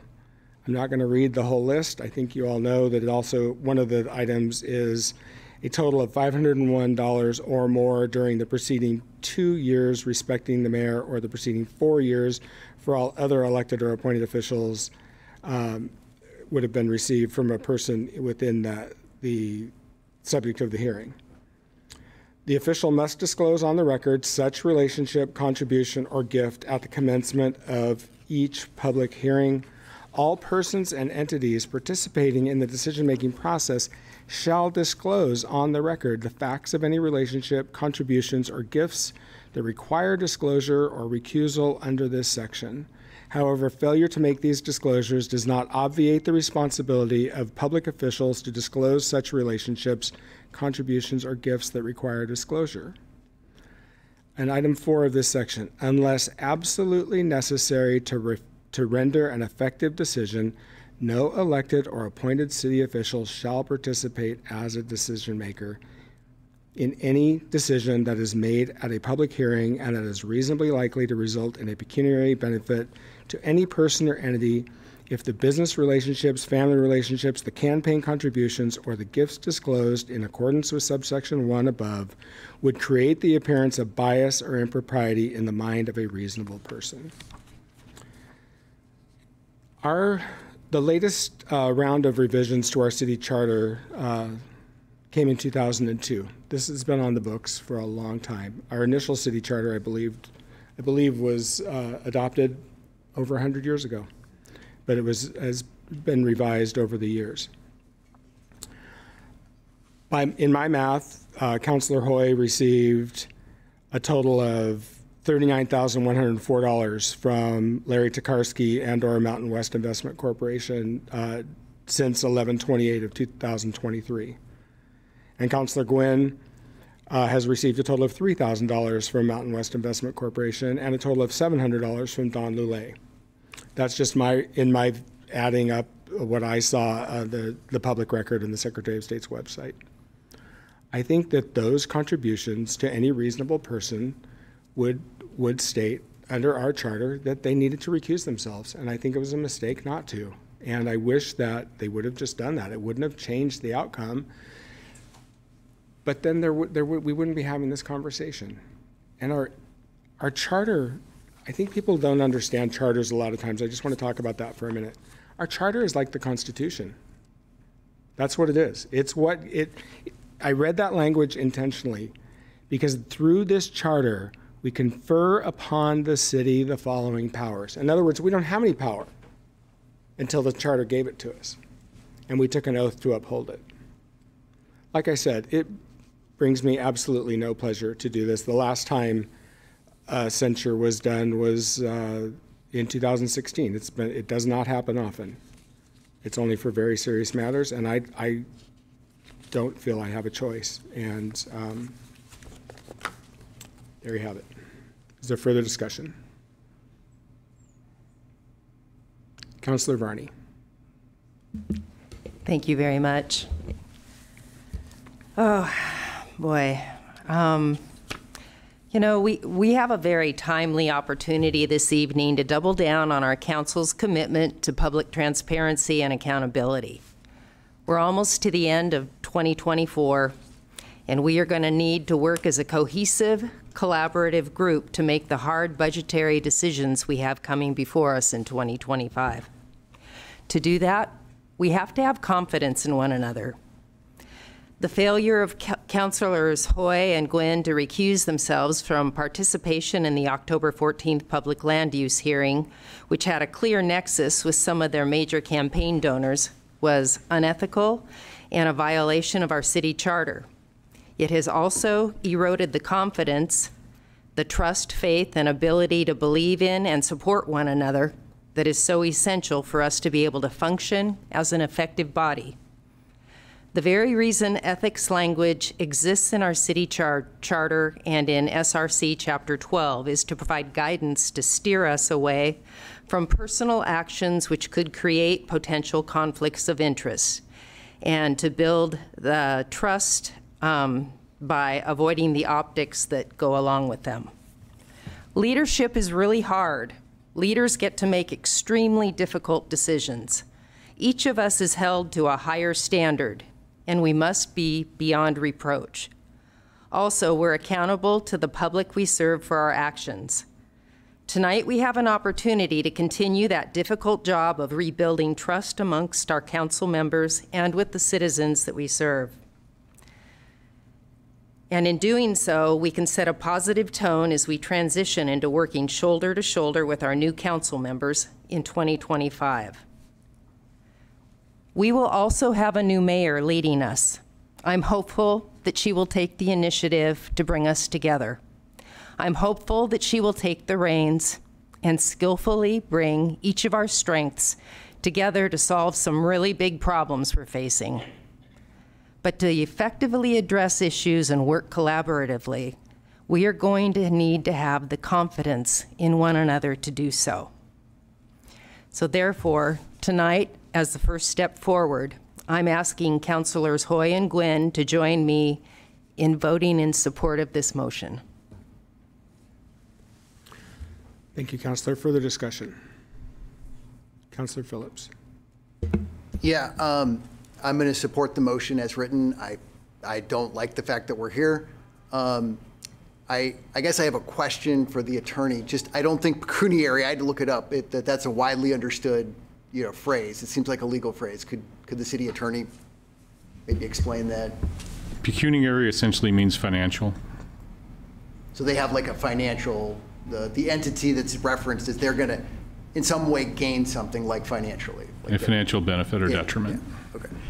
So thanks for that question. I guess my comment on this is there aren't just like one option, or there's two options. Like when someone gets a campaign donation or feels that there's a potential versus an actual conflict of interest, those are the two lanes. You've got a potential conflict of interest and you've got an actual conflict of interest.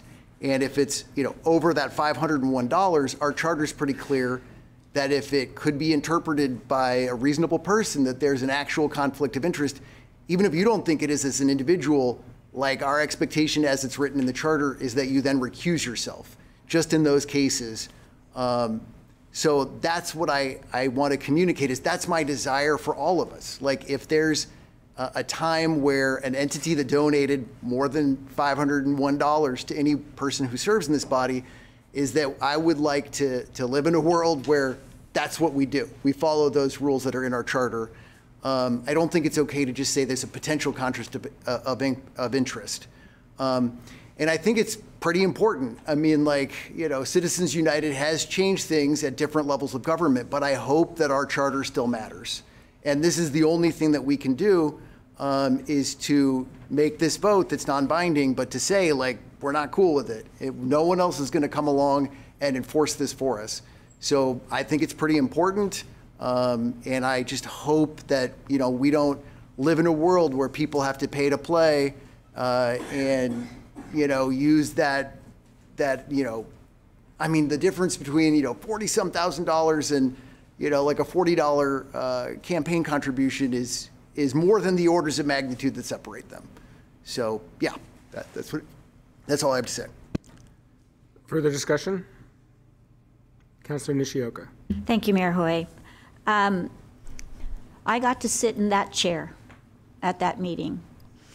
And quite honestly, I was surprised that they did not recuse themselves, but I did not feel that there was much that I could do.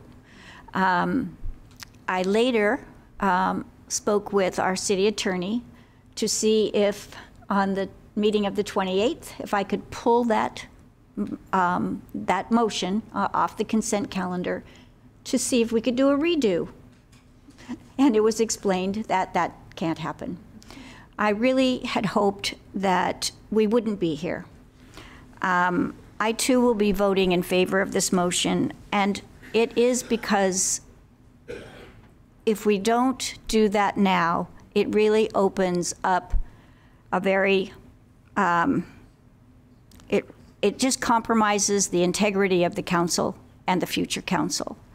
And I'm really sorry that we have to be in this position, but it's where we are. Further discussion? Councilor Stapleton. Thank you. I said a lot at our previous meeting about my feelings on this issue, so I don't really have much to add tonight. But I will say that I do agree with my colleagues. This is not something that's fun for me or something that I have looked forward to. But it is the way in which we protect the council as a body and our charter as a document that we respect and honor. And that really is our link to how we have agreed to function as a group with complete transparency with our community. And so that, above all else, should take precedent. And it is the way in which we hold each other accountable. And so for those reasons, I will be voting yes. Further discussion? Councillor Hoy. In this room, we are each entitled to our own opinions, and I respect the right of those bringing this item to voice them. Unfortunately, the majority of this body has consistently stretched the interpretation of rule and policy to bully and attempt to silence voices with whom they don't agree. This item is yet another example of that. The statement of censure says, quote, "We don't get to choose which of those laws we follow," end quote. Actually, the majority of this body has repeatedly done just that.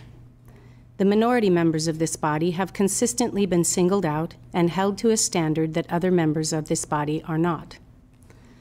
At our last council meeting, Councillor Stapleton disclosed she had received a sizable campaign donation from the American Federation of State, County, and Municipal Employees Union. She did not recuse herself and voted to approve the new labor contract for that organization. Her conduct was ethical, and everyone knows that. My vote last month was also ethical, and everyone knows that too. In a news article dated October 16, 2024, days after the vote, Susan Myers, the executive director of the Oregon Government Ethics Commission, told Salem Reporter a vote such as the one Hoy and Gwynn took Monday doesn't violate state ethics law.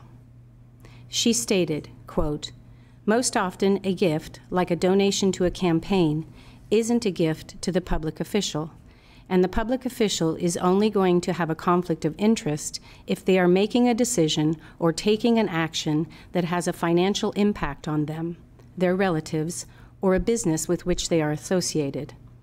Myers said, "The campaign is a separate legal entity. It's not them," end quote.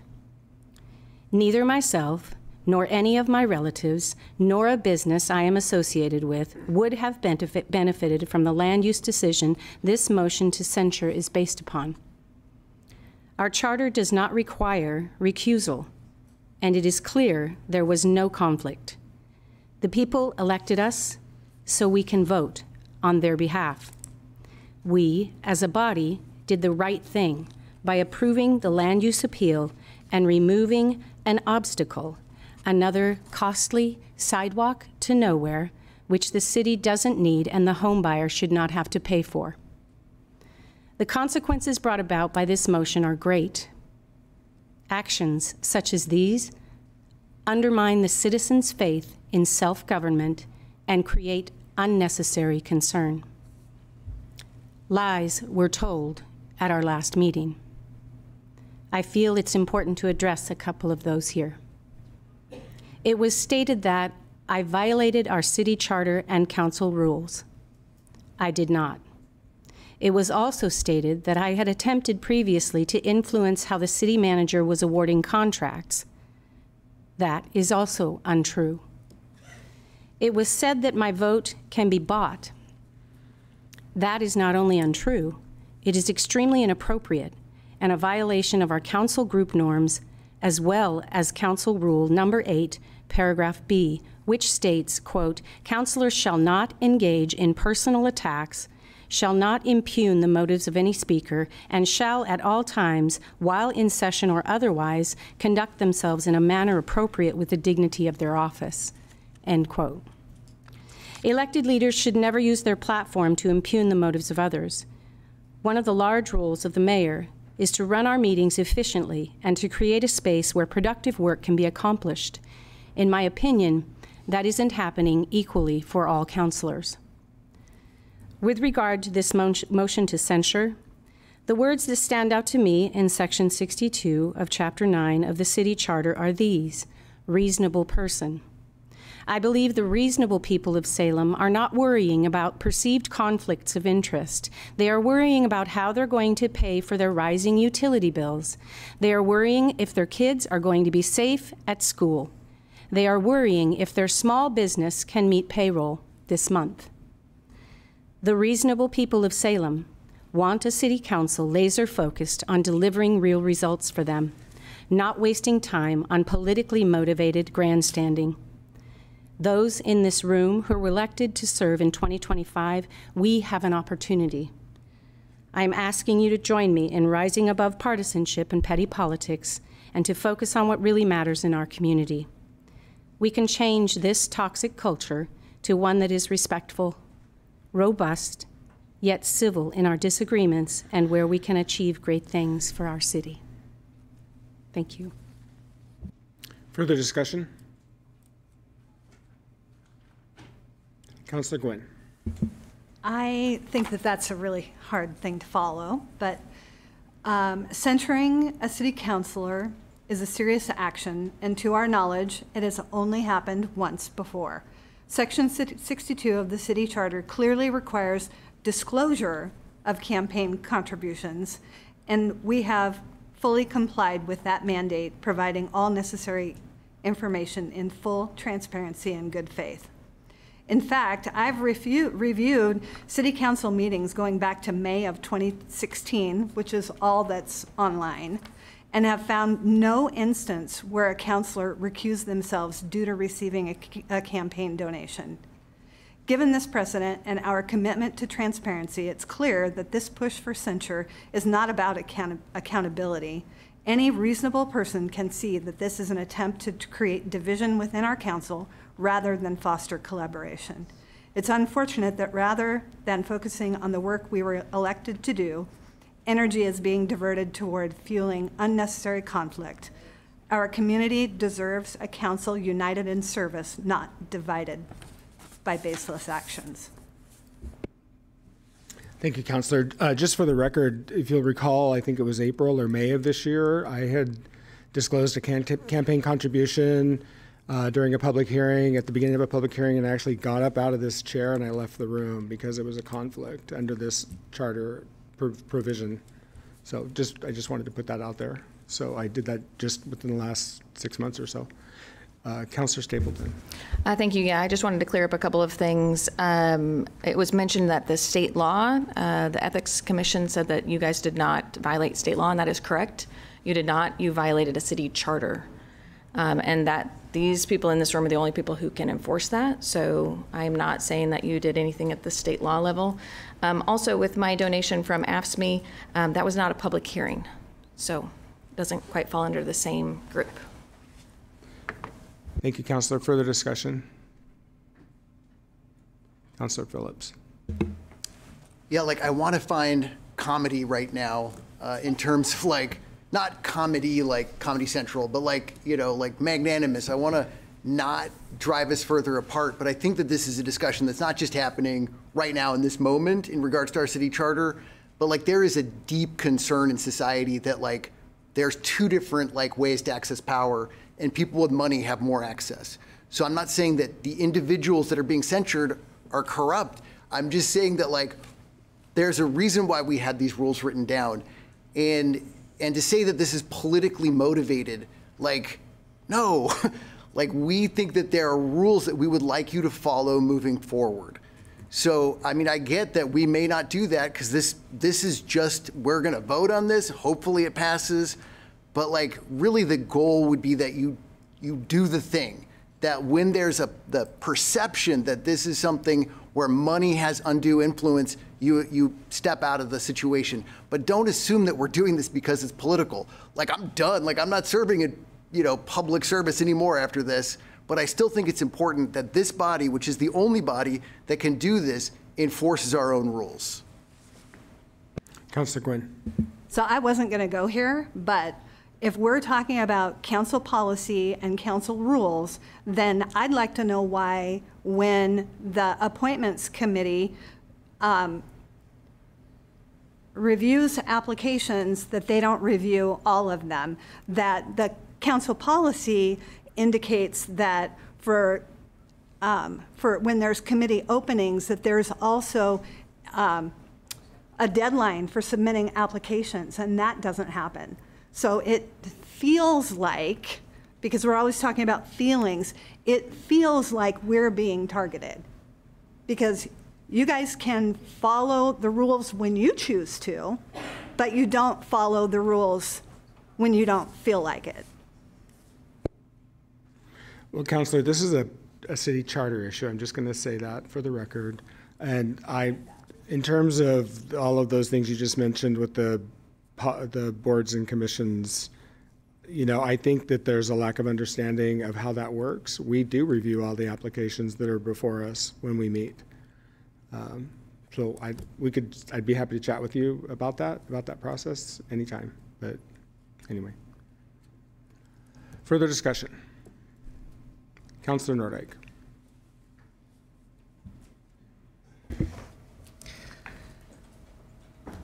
So I've served in various committees, task forces, and so on since I was a teenager, and this is the most divisive body I've ever served on. And over the last couple of years, but especially since the payroll tax, I have watched my colleagues trading barbs at each other this entire time. So I understand the need for accountability, but I also feel that this council has not been able to agree to disagree on a lot of fundamental issues that we face.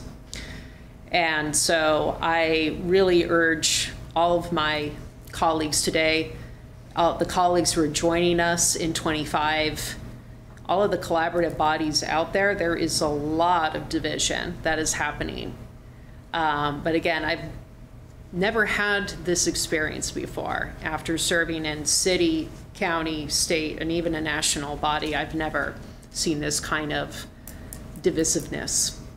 And it does undermine our ability to find common ground, to work together, to reach difficult decisions. And so it is my hope that in 25 we will have a reset, because a lot of the challenges that have happened to this council had to do with votes that happened during this council. So again, it's been very difficult to watch my colleagues exchange some pretty harsh words throughout the year. It sets an example for the young people who watch what we do and for everybody else. And we are supposed to set a model of behavior for people around us, right? We were elected to model professionalism. So my call is for civility today and moving forward, and to remember the ability to agree to disagree is something that we can all lean into. So, thank you. Is there further discussion? Councilor Stapleton. Yeah, thank you so much, Councilor Nordyke, for those words. I think that you have really laid it out well. I think there is so much work that we have done as a council in my last 4 years. It's been really amazing to work with you all and to do all the amazing work that we have done. We've made progress on a lot of different issues. And the one that we cannot come to an agreement on is our budget. And over the past couple of years, that has just been the root of all kind of discontent within city chambers. And whether that's an agreement of the basic acknowledgement of the actual budget and what it says, to the staff that are bringing it forward, to our priorities and how it's spent, all of those things have caused a lot of strain and frustration in the relationships. But I don't want to give the public the idea that we are somehow gridlocked or not doing good work, because I think you would also admit that we are doing a lot of fantastic work, and there is a lot of great work happening in committees and on this council, with the one glaring issue of the budget. And that is not going to get better anytime soon. And if I kind of want to say that if it wasn't a struggle, then we would probably not be facing a budget deficit. That the reason that we are in the situation we are in as a council is because the budget is in such a strained, compromised position. So although I do agree with you, I do think that we have handled with as much respect as possible our differences. I have tried to move on a million times from ideas that we've brought forward that have failed.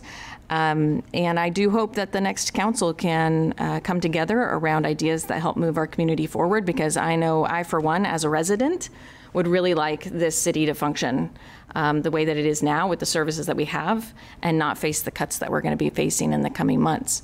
But I do just want to thank you for acknowledging the hardships that have been over the last couple of years. I don't think any member of this body has felt comfortable in this space, and it has been hard for every single member of this council. I don't think any of us are gleeful when we have hard meetings. They are very, very challenging. And so I just wanted to state that for the record. Further discussion? Will the recorder please call the roll? Councillor Varney. Aye. Councillor Stapleton. Aye. Councillor Nishioka. Aye. Councillor Phillips. Aye. Councillor Gwynn. Is there the option to abstain?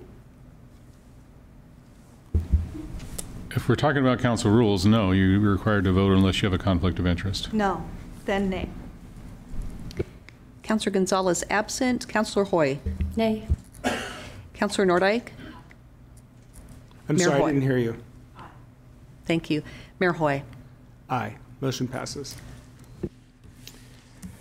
All right. We're on to information reports. Does anybody have anything on item 6A?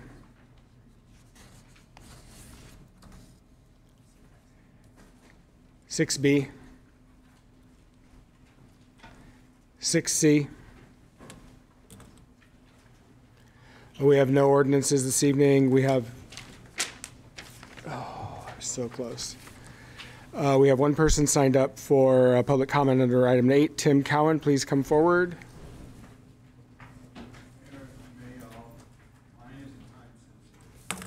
Thank you. I appreciate that, Mr. Cowan. We are adjourned.